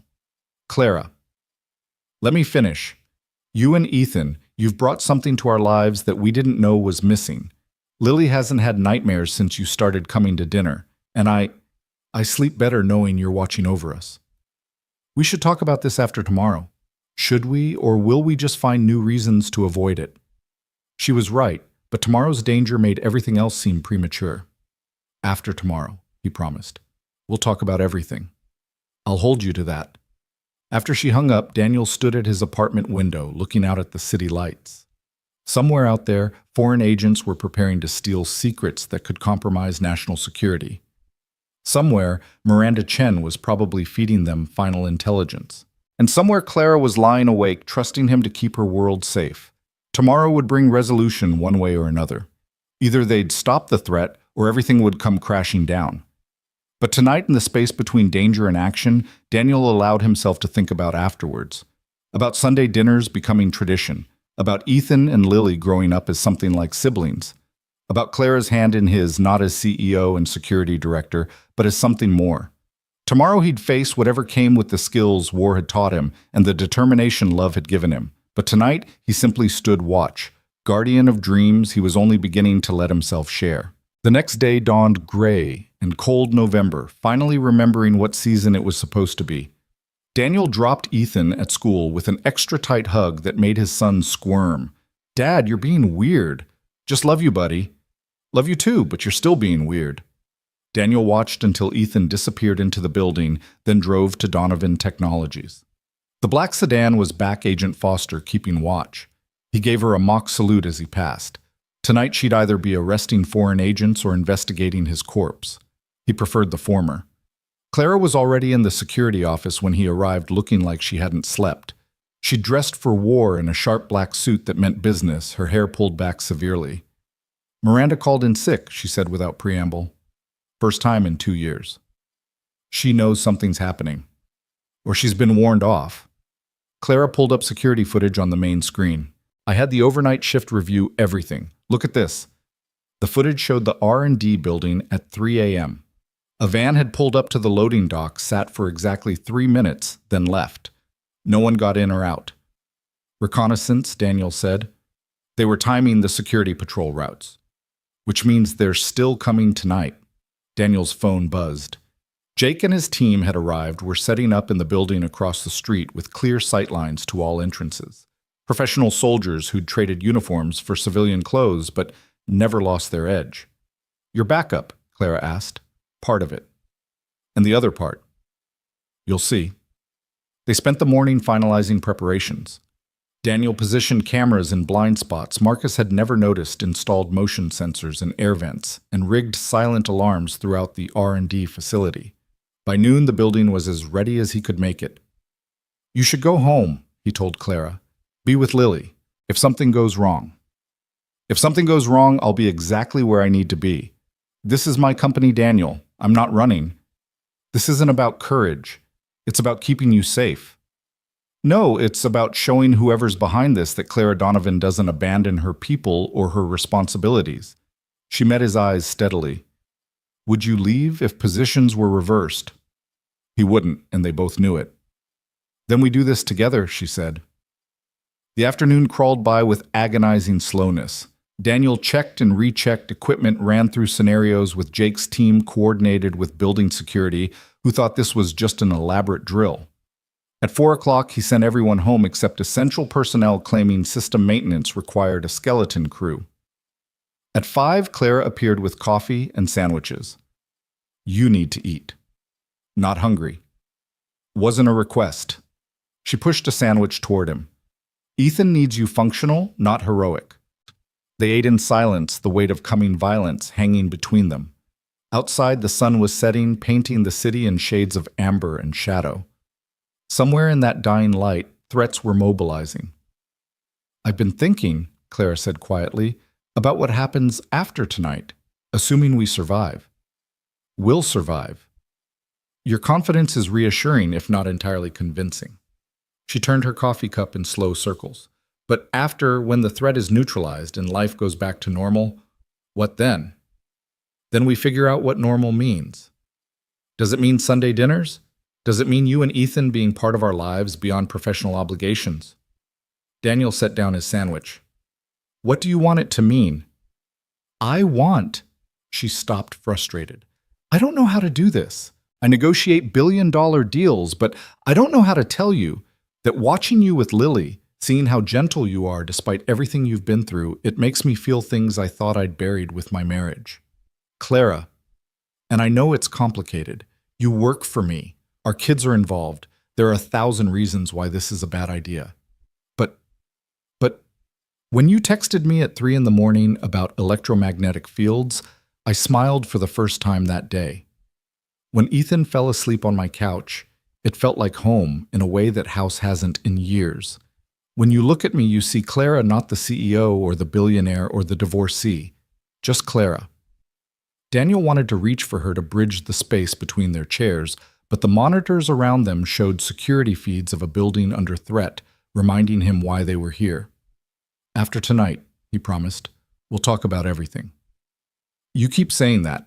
Yeah, because I need you focused on surviving, not on what comes next. I'm a multitasker. Not tonight. Tonight you're just staying alive. At 7 o'clock, Daniel's phone chimed with a message from Jake. Movement, 3 vehicles approaching from different directions. They're here, Daniel told Clara. Time to go. They moved to the security command center, a reinforced room with monitors showing every angle of the building. Clara had insisted on staying despite his protests, and he'd finally agreed on the condition that she wear a bulletproof vest. It made her look smaller, somehow more vulnerable, despite its protection. Vehicle 1 just passed the north entrance, Jake reported through the earpiece. 2 occupants, both male. Vehicle 2 coming up on the south loading dock, another teammate added. Female driver can't see passengers through the tinted windows. Daniel watched the feeds, his mind calculating angles and probabilities. They were being careful professional. This wasn't a smash and grab, it was a coordinated infiltration. There, Clara pointed to a monitor showing the parking garage. That janitor, we don't have anyone scheduled tonight. Daniel zoomed in on the figure pushing a cleaning cart. The uniform was right, but the gait was wrong, too smooth, too purposeful. Military training disguised, but not entirely hidden. First operative inside, he reported to Jake. Parking level 2. I have eyes on. More movement on the monitors. The vehicles had discharged passengers who melted into shadows around the building. Daniel counted at least 8 operatives, possibly more. They're not all going for the R&D facility, Clara observed. Look, 2 are heading for the executive level. Daniel's blood chilled. They weren't just after the quantum encryption project, they were after Clara herself. The theft was a distraction. Change of plans, he said into his mic. This is a kidnapping attempt. Primary target is Clara Donovan. Copy that? Adjusting positions. We need to get you out, Daniel told Clara. No, if I run now, they'll know we were ready. They'll disappear and try again later. She pulled up the building schematics. Besides, the executive level is locked down. They'll need time to breach. Time we can use. Daniel made a decision. Stay here. Lock the door behind me. Don't open it for anyone but me. Where are you going? Hunting. He moved through the building like a ghost, using service corridors and maintenance shafts Marcus had never bothered to map. The first operative was in the stairwell climbing toward the executive level. Daniel waited in the shadows until the man passed, then struck with precise force a chokehold that cut off consciousness without permanent damage. He zip-tied the unconscious operative and took his equipment, a Chinese-made tactical rifle, night vision goggles, and a communications device crackling with Mandarin. "One down," he reported to Jake. "Two more entering the R&D level. They've got some kind of electronic lock breaker." Daniel moved toward R&D, but his phone buzzed with a security alert from the command center. Someone was trying to override the lock. Clara was trapped. He ran, no longer caring about stealth. The executive elevator was locked down, so he took the stairs 3 at a time, his healing arm protesting with each swing. 17th floor, 18th, 19th. Gunfire erupted somewhere below. Jake's team had engaged. "Multiple hostiles in the parking structure," Jake reported. "We're pinned. Can't provide support." Daniel reached the command center hallway to find 2 operatives working on the door. They turned at his approach weapons rising. Daniel dove left as bullets sparked off the marble walls. He rolled behind a decorative pillar, mind racing. 2 against 1, they had superior position, and Clara was trapped behind them. Then he heard the fire alarm. Clara had triggered it from inside the command center. The sprinkler system activated, dousing the hallway in torrents of water. The operative's night vision became useless water droplets, fracturing the infrared into chaos. Daniel moved in the confusion muscle memory from a dozen night raids in Afghanistan guiding him. The first operative went down to a strike to the knee, followed by an elbow to the temple. The second managed to get a shot off the bullet, grazing Daniel's ribs before he could disarm and neutralize him. "Clear," he gasped into his mic, then pounded on the command center door. "Clara, it's me!" The door opened, and Clara pulled him inside, her eyes wide at the blood spreading across his shirt. "You're hit." "Grazed.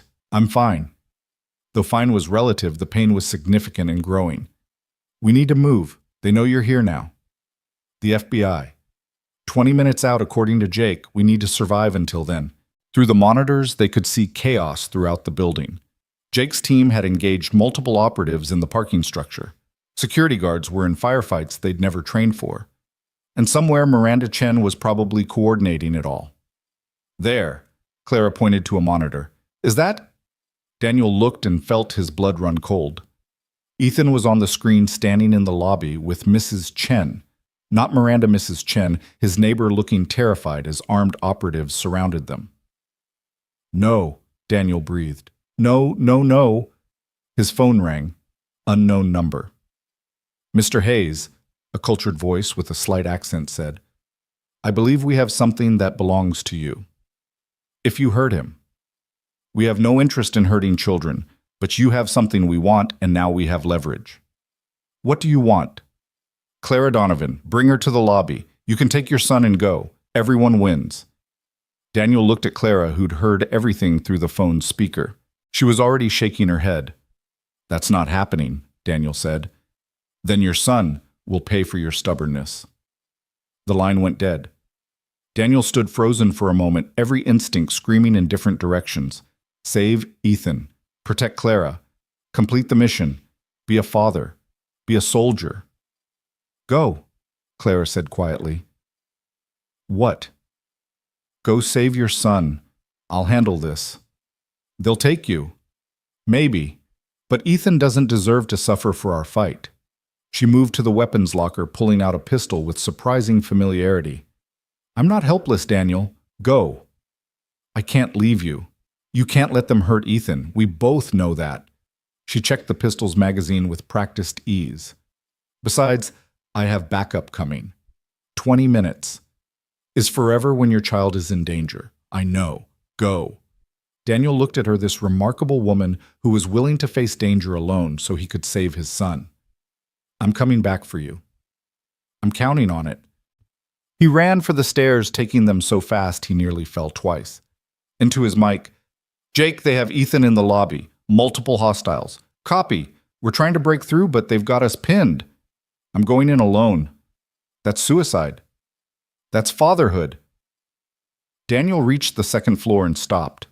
Going through the main lobby entrance would get him and Ethan killed. But the maintenance tunnels Marcus had never mapped connected to the lobby's ventilation system. He could come up behind them.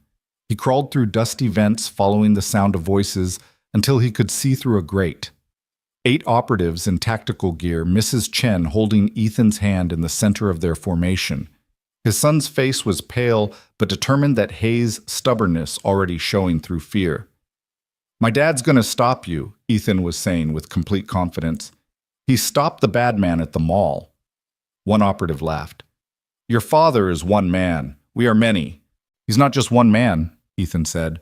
"He's my dad." The simple faith in those words nearly broke Daniel's composure.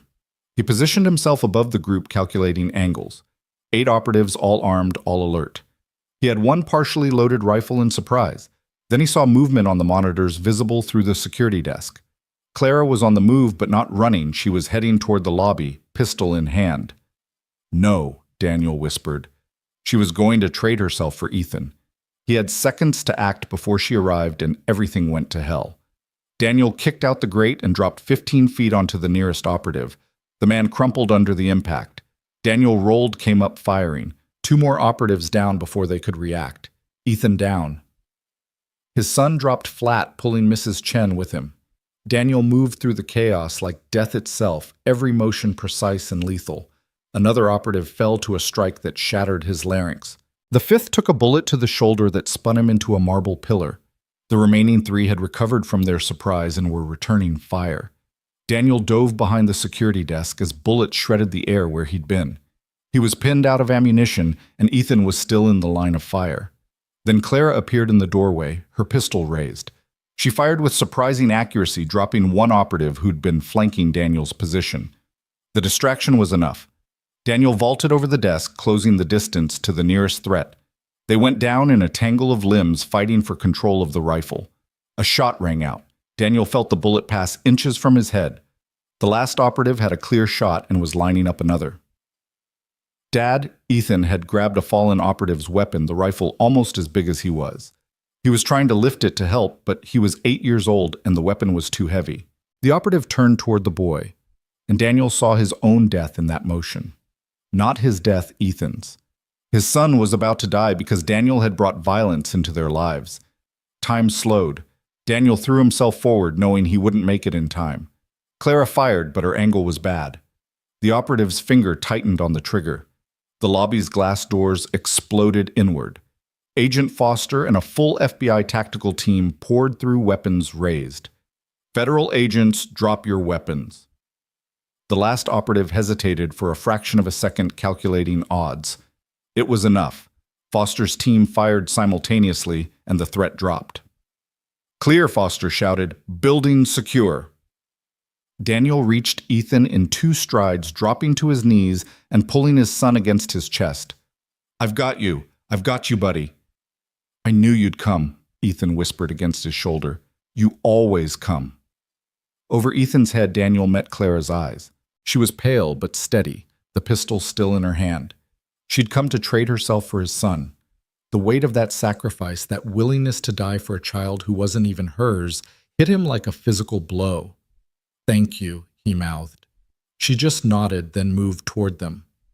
"Are you okay?" she asked Ethan. "I'm okay. You were really cool with that gun, Miss Donovan." "My father insisted I learn. Never thought I'd need it." She looked at Daniel. "You're bleeding. Again." He glanced down at his ribs where the graze had reopened, adding fresh blood to his shirt. "Becoming a habit. One you should break." Agent Foster approached, weapon holstered, but expression severe. "Mr. Hayes, Miss Donovan, we need statements, and medical attention for you, Hayes." "Statements can wait," Clara said in her CEO voice. "Mr. Hayes needs a hospital, and this child needs to go home." "Ma'am, this is a crime scene." "This is my building, Agent Foster. We'll give you full cooperation, but not until everyone's been treated and safe." She pulled out her phone. "I'm calling my lawyer. He'll coordinate with your office." Foster looked like she wanted to argue, but something in Clara's expression stopped her. "Fine, but I want full statements within 24 hours. "You'll have them." The paramedics arrived, swarming Daniel despite his protests. The ribs were indeed just a graze, but he'd torn something in his shoulder during the fight.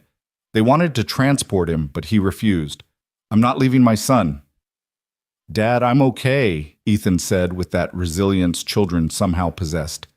Mrs. Chen is here. You should go get fixed. Mrs. Chen, who'd been silent through everything, finally spoke.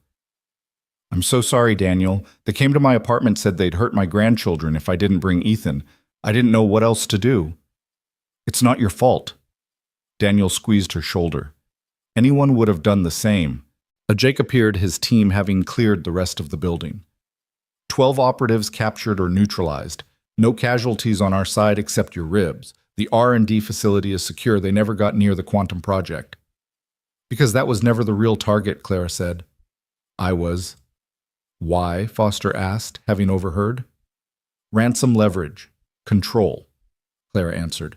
Whoever's behind this wanted to control Donovan Technologies' defense contracts. Taking me would have given them that. We'll find out who's responsible, Foster promised. The operatives will be interrogated. But Daniel had a feeling the operatives were just hired guns mercenaries who knew nothing about their real employers. The true puppeteers would remain hidden, planning their next move. We should go, Clara said. All of us. My house has better security than this building right now. I can't impose, Mrs. Chen started.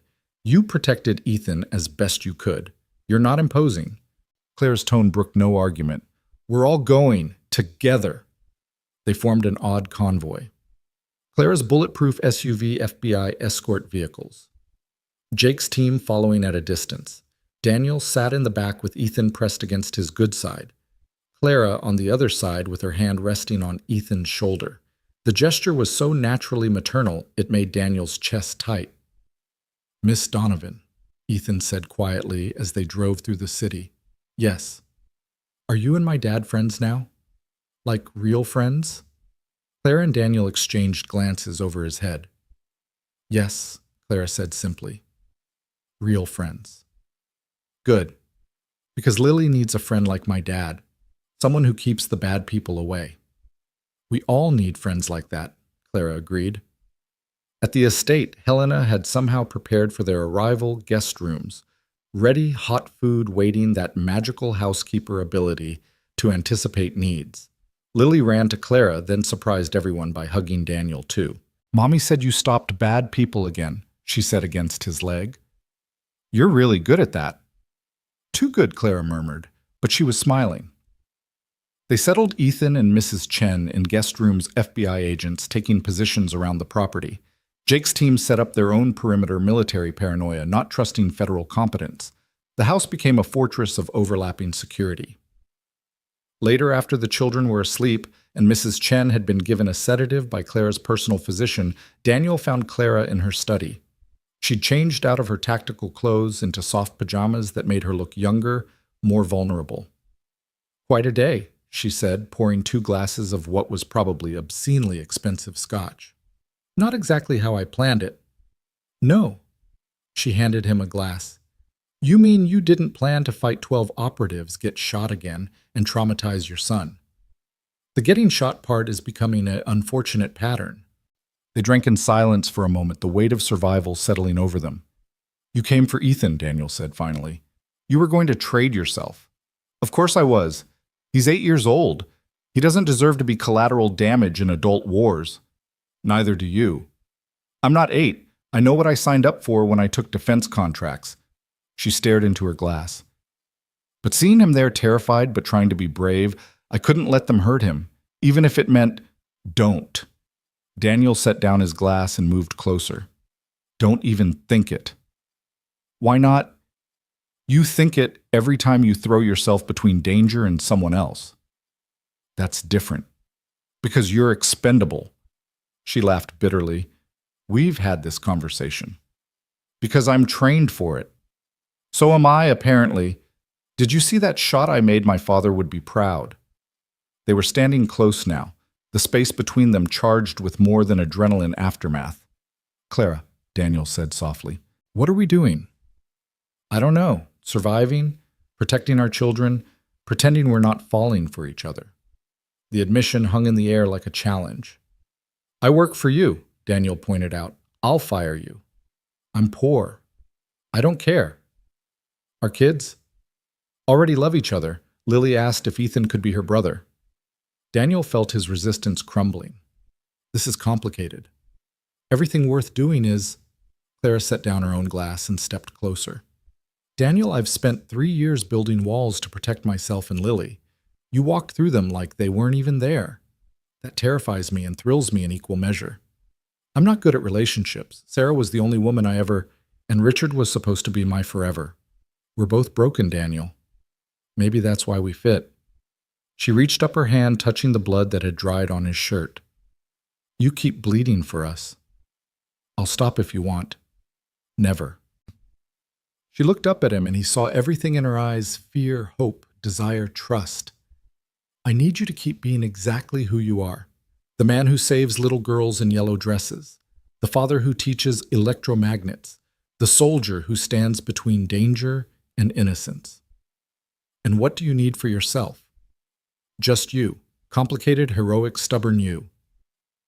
Daniel kissed her, then weeks of tension and fear and growing love crystallizing into a single moment. She tasted like expensive scotch and possibility like Sunday dinners and shared custody of each other's hearts. When they pulled apart, both breathing unsteadily, Clara smiled. That's going to make staff meetings interesting. You could fire me, Daniel suggested. Avoid the awkwardness. Nice try, you're stuck with this job. With us. Promise. I promise. Although you have to stop getting shot. It's bad for my insurance premiums. They stood together in the study, two damaged people who'd found something worth protecting in each other. Outside, federal agents and Army veterans kept watch. Upstairs, their children slept safely. And somewhere in the city, threats regrouped and reconsidered. But tonight, in this moment, they were safe. They were together. They were becoming something neither had dared hope for: a family born not from blood, but from choice, from sacrifice, from the simple act of running toward danger instead of away. Stay, Clara said softly. Not in the guest room. Stay with me.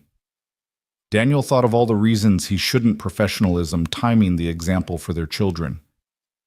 Then he thought of Clara facing down armed operatives to save his son of Lily's arms, around his neck of Sunday dinners and butterfly pancakes. Okay, he said simply. They went upstairs together, checking on both children first. Ethan had kicked off his covers, and Daniel tucked him back in, pressing a kiss to his forehead. Lily had her stuffed rabbit clutched tight, and Clara smoothed her hair gently. In Clara's room, a space that managed to be both elegant and warm, they lay together fully clothed on top of the covers, neither ready for more than proximity. Daniel's ribs ached, his shoulder throbbed, but Clara's head on his good shoulder made the pain irrelevant. What happens tomorrow? She asked in the darkness. We deal with the FBI, we strengthen security, we figure out who's really behind this. I meant with us. We tell the kids, we weather the gossip, we make it work. You make it sound simple. The important things usually are. It's everything else that's complicated. Clara was quiet for so long he thought she'd fallen asleep. Then, Daniel, yeah, thank you for saving my life. Again. Thank you for being worth saving. She laughed softly against his chest. I'm difficult, demanding, and I'll probably try to control everything. I'm stubborn, overprotective, and I'll definitely resist your control. We're going to fight. Probably. The board will have opinions. Definitely. The media will have a field day. Let them. She lifted her head to look at him in the darkness. You're really not scared of any of that. I'm scared of lots of things. Losing Ethan, failing to protect you and Lily, the Honda finally dying completely.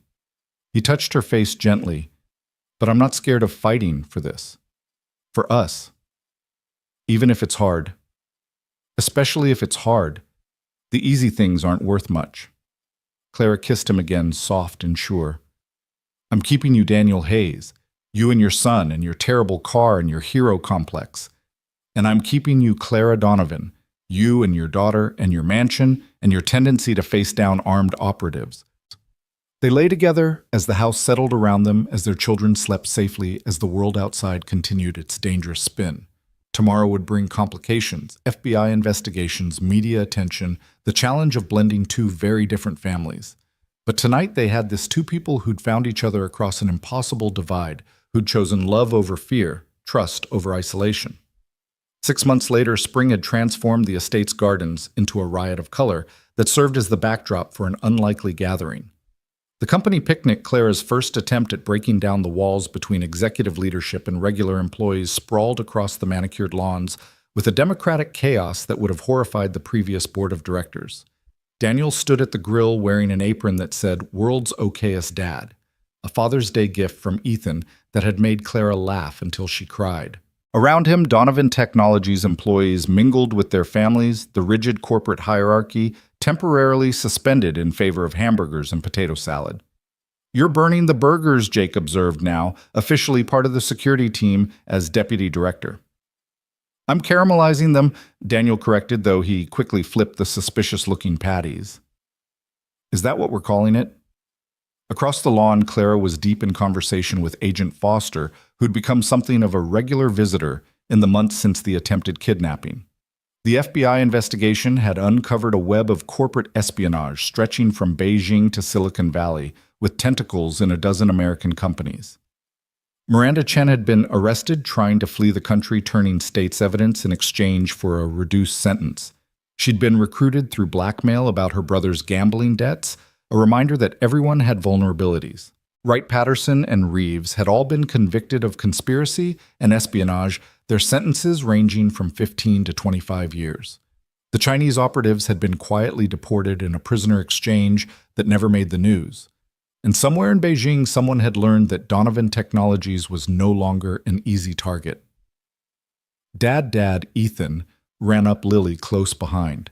They were both grass-stained and grinning, having discovered that rolling down the estate's main hill was the height of entertainment. "Can we have ice cream before lunch?" "That's not how meals work, buddy."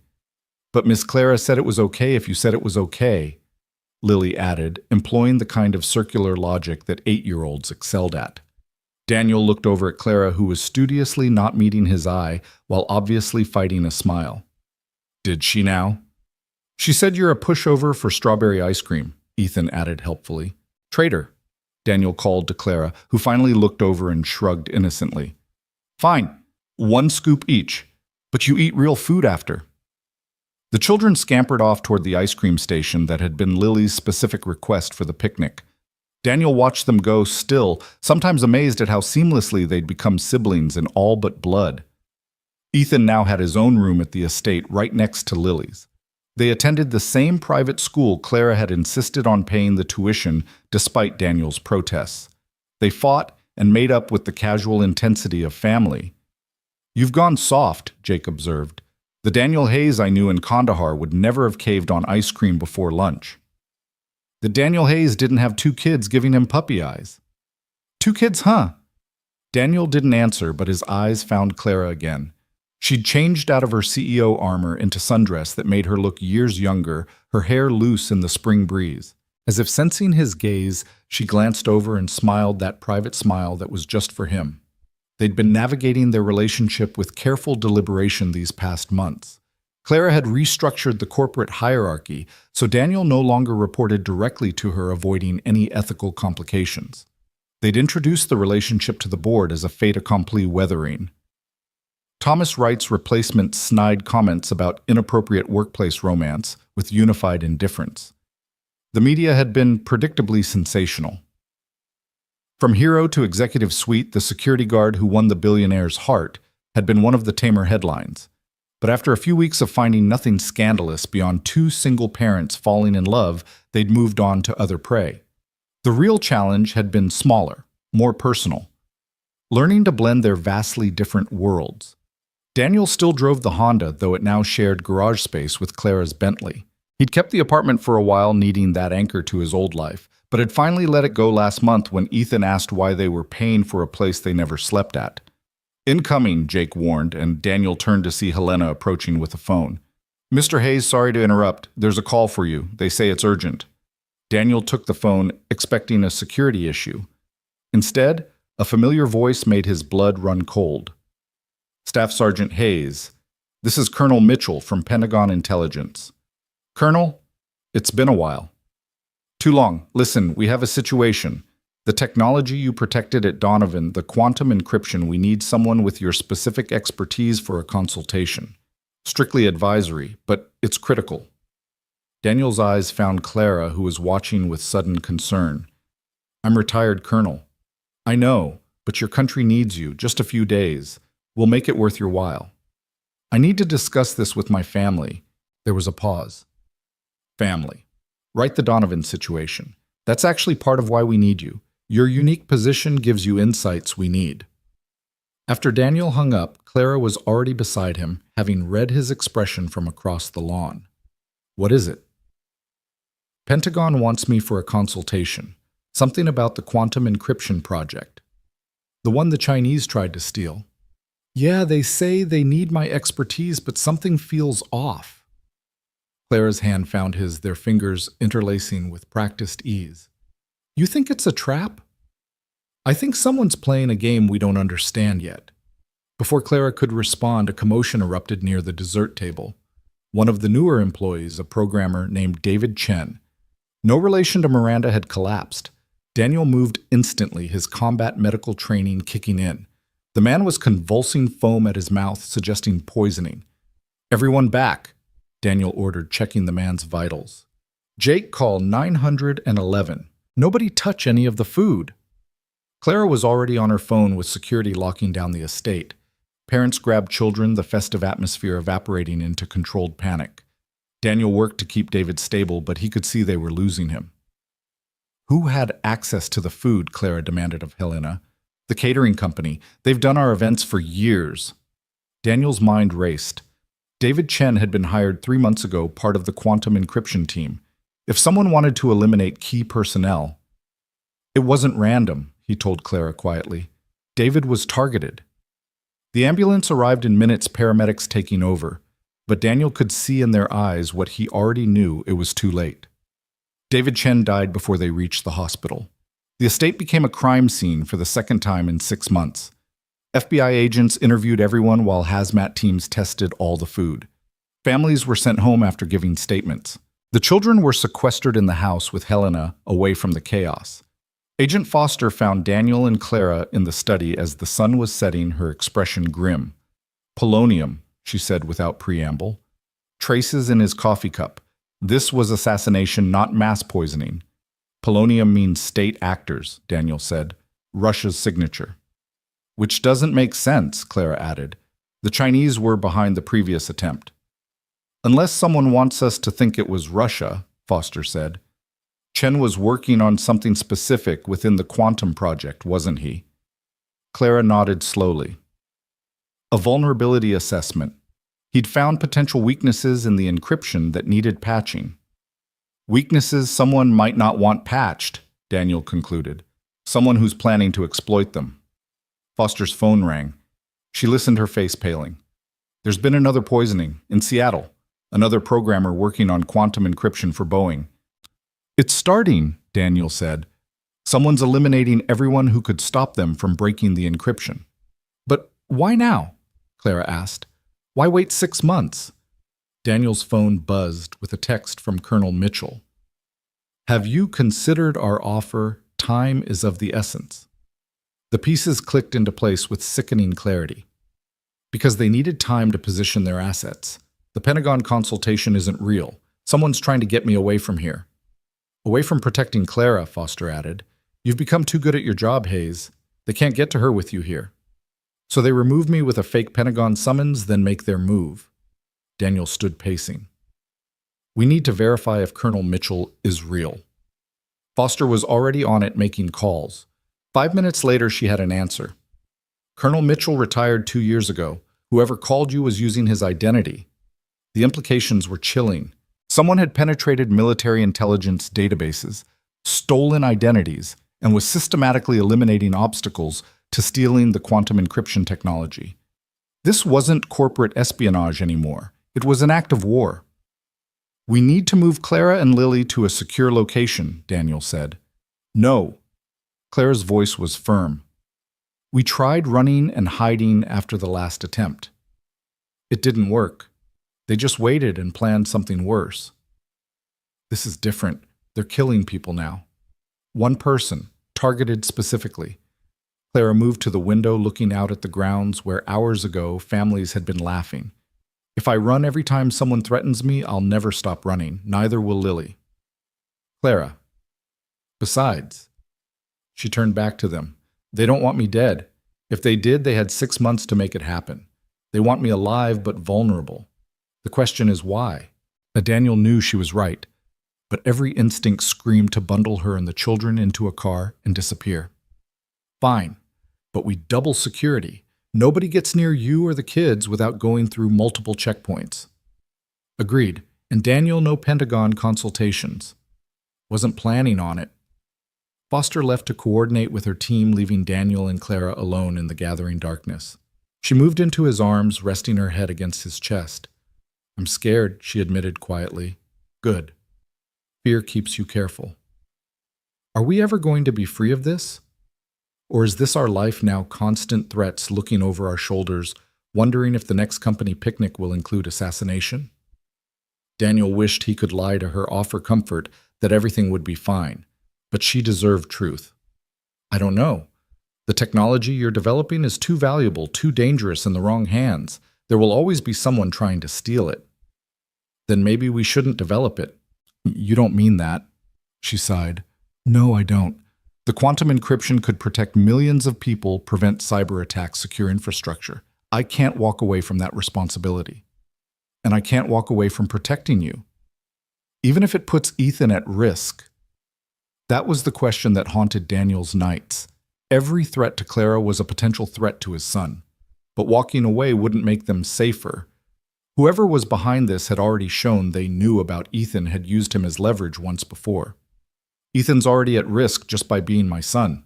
At least here with you, we have resources to protect him. Clara pulled back to look at him. That's not the only reason you stay.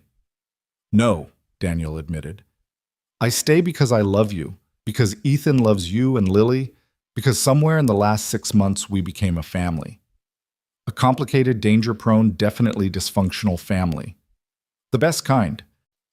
She kissed him then, soft and desperate, a promise and a plea wrapped together. When they pulled apart, both heard footsteps in the hallway. Ethan and Lily appeared in the doorway, both in pajamas, both looking worried. Is the bad man gone? Lily asked. Which bad man, sweetheart? Clara asked gently. The one who hurt Mr. David. Daniel and Clara exchanged glances. They'd tried to keep the children away from the chaos, but kids always knew more than adults thought. He's gone, Daniel said, but we're being very careful to make sure nobody else gets hurt. Is that why there are more guards? Ethan asked. Jake said we're adding 12 more people to the security team. That's part of it, buddy. The children climbed onto the couch between them, seeking comfort in proximity. Daniel wrapped an arm around Ethan while Clara held Lily close. Are we safe? Lily asked in a small voice. Yes, Clara said firmly. Daniel keeps us safe. And Mom keeps us safe, too. Ethan added the word Mom, coming naturally, now when referring to Clara. She's really smart and tough. We keep each other safe, Daniel corrected. That's what families do. They sat together as full darkness fell, the weight of threat balanced against the warmth of belonging. Outside, additional security took positions around the estate. Somewhere in the city, Agent Foster coordinated with federal resources to identify the new threat. And somewhere else, enemies planned their next move in a game whose rules kept changing. But in this moment, in this room, they were just a family, unusual, imperfect, forged in crisis, but sustained by choice. Daniel thought about the mall, that split-second decision to save a little girl in a yellow dress. How that moment had rippled outward, changing everything, bringing him here to this complicated happiness. His phone buzzed with another text from the fake Colonel Mitchell, Last chance, Hayes. Accept our offer or face the consequences. Daniel showed it to Clara, who took his phone and typed back, Come and try. That might provoke them, Daniel warned. Good. I'm tired of waiting for the next attack. If they want to fight, let's give them one. That's not very CEO-like thinking. No, Clara agreed, but it's very much like thinking from someone who's tired of people threatening her family. Family. The word settled between them like a vow. Whatever came next, they'd face it together. The warehouse worker turned security director, the billionaire CEO with a fighter's heart, and two children who'd learned too young that love sometimes meant standing between danger and innocence. The next morning brought a new development. David Chen's apartment had been searched, revealing something unexpected. He'd been investigating the quantum encryption vulnerabilities on his own time, but not to patch them. He'd been planning to sell the information to the highest bidder. So he wasn't an innocent victim, Foster explained over breakfast. He was killed because he was competition. Someone else wants those vulnerabilities, and they eliminated Chen to prevent him from selling them first. Which means, Daniel said slowly, the attack is imminent. They wouldn't risk a murder unless they were ready to move. Clara set down her coffee cup. The next board meeting is Thursday. All senior staff will be present, including the quantum team leaders. Perfect opportunity to strike, Daniel agreed. They'll expect me to be at the Pentagon. So we give them what they expect, Clara said, that dangerous gleam in her eye that appeared when she was planning something devious. You publicly leave for Washington. Make sure everyone knows you're gone. And actually, you'll be exactly where they don't expect, right here waiting for them. It was risky using themselves as bait again, but they'd learned something important over the last 6 months. The best defense was sometimes a carefully orchestrated offense. Ethan and Lily go to your mother's in Florida, Daniel insisted. Non-negotiable. Agreed. Helena goes with them. They spent the next 2 days preparing an elaborate deception. Daniel made visible preparations for a trip to Washington, booking flights, arranging meetings, even packing bags that went to the airport. Meanwhile, Jake's team prepared the real surprise, a trap that would catch whoever came for Clara and the quantum technology. Wednesday night, Daniel said goodbye to Ethan at the airport, the hug lasting longer than necessary. It's just for a few days, Daniel promised. I know, but be careful, Dad. Mom needs you. The casual way Ethan called Clara Mom still made Daniel's chest tight. I'll be careful. You take care of Lily and Grandma. Grandma says I can learn to surf. Of course she does. After watching the children's plane take off with Helena and 2 undercover security agents, Daniel didn't board his own flight. Instead, he slipped out a service entrance and into a waiting car driven by Jake. You sure about this? Jake asked. No, but it's better than waiting for them to choose the time and place. They drove back to the estate through back roads, Daniel hidden in the back seat. The house was officially empty except for Clara and minimal security, perfect bait for anyone watching. That night, Daniel took position in the panic room Clara had installed after the first attack monitors showing every angle of the house and grounds. Clara was in her study working late, as was her habit, maintaining the illusion of normalcy. At 2 a.m. they came. Not through the gates or over the walls, but from below the old steam tunnels that ran beneath the estate, a vulnerability Marcus had never identified, but Daniel had found weeks ago. He'd left them deliberately unguarded, a honey trap for anyone smart enough to find them. 4 figures emerged from a maintenance hatch in the garden, moving with professional silence toward the house. Daniel tracked them on infrared, noting their positions, their weapons, their formation. Special forces trained, but not American. The gate suggested European, possibly British or German. 4 hostiles in the garden, he whispered into his mic. Jake, hold position. Let them enter. The intruders bypassed the alarm system with embarrassing ease. Daniel had deliberately left certain codes unchanged to make them overconfident. They entered through the kitchen, spreading out in a search pattern. Clara played her part perfectly, appearing to work obliviously in her study as footsteps approached. The lead intruder entered weapon raised, and Clara's scream of surprise was entirely genuine, despite being planned. Don't move, Miss Donovan, the man said in accented English. German, Daniel confirmed. We're not here to hurt you if you cooperate. What do you want? Access to the quantum files. Transfer them to this drive. He tossed a USB device onto her desk. Any tricks and things become unpleasant. Clara's hand shook as she inserted the drive. The shaking was real, the fear was not. The drive contained Jake's surprise, a virus that would track back to whoever received the files while appearing to transfer the requested data. It's done, she said after a few minutes. Excellent. Now you're coming with us. Insurance, you understand. That wasn't the plan, another intruder said sharply. Plans change. She's too valuable to leave behind. This was the moment. Daniel moved through hidden passages he'd mapped over months, emerging behind the intruders in the hallway. The first one went down silently to a chokehold. The second managed to shout before Daniel's strike dropped him. The two in the study spun, weapons rising, but Clara had already dropped behind the desk. Daniel rolled as bullets sparked off the doorframe, came up firing with the tranquilizer gun he preferred for non-lethal takedowns. One intruder staggered and fell. The leader grabbed Clara, using her as a shield. "Back off, or she dies." "You're not going to kill her," Daniel said calmly, weapon steady. "She's your meal ticket. Without her, you have nothing to sell." "I don't need to kill her, just hurt her enough to make you cooperate." The man's knife appeared, pressing against Clara's throat. A bead of blood appeared, and Daniel saw red. "Mistake," he said quietly. The lights went out, Jake's timing perfect. In the darkness, Daniel moved by memory and instinct. The knife clattered away. A body hit the floor. When the lights returned seconds later, the leader was unconscious, and Clara was in Daniel's arms, a thin line of blood on her throat, the only damage. "You're late," she said shakily. "Traffic was terrible." FBI agents flooded the house, Foster leading them with barely contained fury.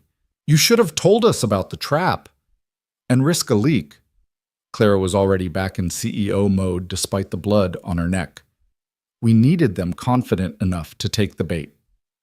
The four intruders were processed, their equipment cataloged. The USB drive was analyzed, revealing its destination, a server in Switzerland linked to a private military company that sold to the highest bidder. "Mercenaries," Foster said with disgust. "They were going to auction the quantum technology." "Not anymore," Clara said. "The virus Jake planted will destroy any system that tries to access the fake files, and now we know where they are." By dawn, Swiss authorities, in cooperation with Interpol, had raided the military company's headquarters, arresting 17 people and seizing servers full of stolen corporate secrets from dozens of companies. The quantum encryption technology was safe, the immediate threat neutralized. Daniel and Clara stood on the estate's main balcony, watching the sun rise over gardens that had seen too much violence. She leaned against him, exhaustion finally showing. "Is it over?" she asked. "This round is. There'll be others." "There always are." She turned in his arms. "But we'll be ready. Together." "Together," Daniel agreed, sealing the promise with a kiss. 2 days later, the children returned from Florida, tanned and chattering about surfing lessons. The estate returned to its new normal, enhanced security protocols, regular FBI check-ins, but also family dinners and homework help, and the casual chaos of two 8-year-olds who considered themselves siblings. At the next board meeting, Clara announced a new initiative hiring veterans for security positions across all Donovan Technologies facilities, with Daniel leading the program. It would provide jobs for those who'd served while ensuring the company had protection from people who understood real threats. "From warehouse to boardroom," one member commented. "Quite a journey, Mr. Hayes." "Every journey starts with a single step," Daniel replied. "Mine just happened to be toward a little girl who needed help." Lily, who'd been allowed to attend the meeting's conclusion, beamed at him from her seat beside Clara. "And now he protects all of us." "That's the job," Daniel said, but his eyes found Clara's, and the truth was deeper. It wasn't just a job anymore. It was a calling, a purpose, a family built from crisis but sustained by love. Later, as spring evening settled over the estate, and the four of them played board games in the living room, Daniel reflected on the strange path that had brought him here. 6 months ago, he'd been nobody, a struggling single father working nights to make rent. Now he was director of security for a Fortune 500 company, partner to one of the country's most powerful CEOs, and part of a family that shouldn't work, but somehow did. The threats would continue. There would always be someone trying to steal what Donovan Technologies created, someone willing to use violence to get it. But they'd face those threats together, this unlikely family forged in a mall's chaos and tempered by shared danger. "Dad," Ethan said, interrupting his thoughts. "Your turn." Daniel looked at the Monopoly board where his son had somehow acquired most of the properties despite being 8. Clara was laughing at something Lily had whispered. Outside, Jake's team maintained their watch. The world spun on dangerous and beautiful in equal measure. Dad, Ethan prompted again. Sorry, buddy, just thinking. About what? Daniel looked at his son at Lily, carefully organizing her play money at Clara, meeting his eyes with that smile that was just for him. About how sometimes the worst moments lead to the best outcomes. Like when you got shot but met Clara and Lily. Exactly like that. Clara reached over, taking his hand. No regrets. None, Daniel said, meaning it completely. Not one. As they played on into the evening, the estate's elaborate security system hummed quietly in the background. Jake's team kept their vigil, and somewhere in the night, new threats were undoubtedly forming. But in this room, in this moment, they were simply a family, unexpected, imperfect, and absolutely worth every risk. The game continued, Ethan's business empire growing while Lily staged a comeback with strategic hotel placement. Clara played with ruthless efficiency that made Daniel laugh. And outside, spring continued its patient transformation of the world, promising new growth from ground that had seen too much conflict. They were safe. They were together. They were home. And that Daniel thought, as Ethan crowed about another monopoly, was worth any price, even taking a bullet in a mall for a stranger who'd become everything.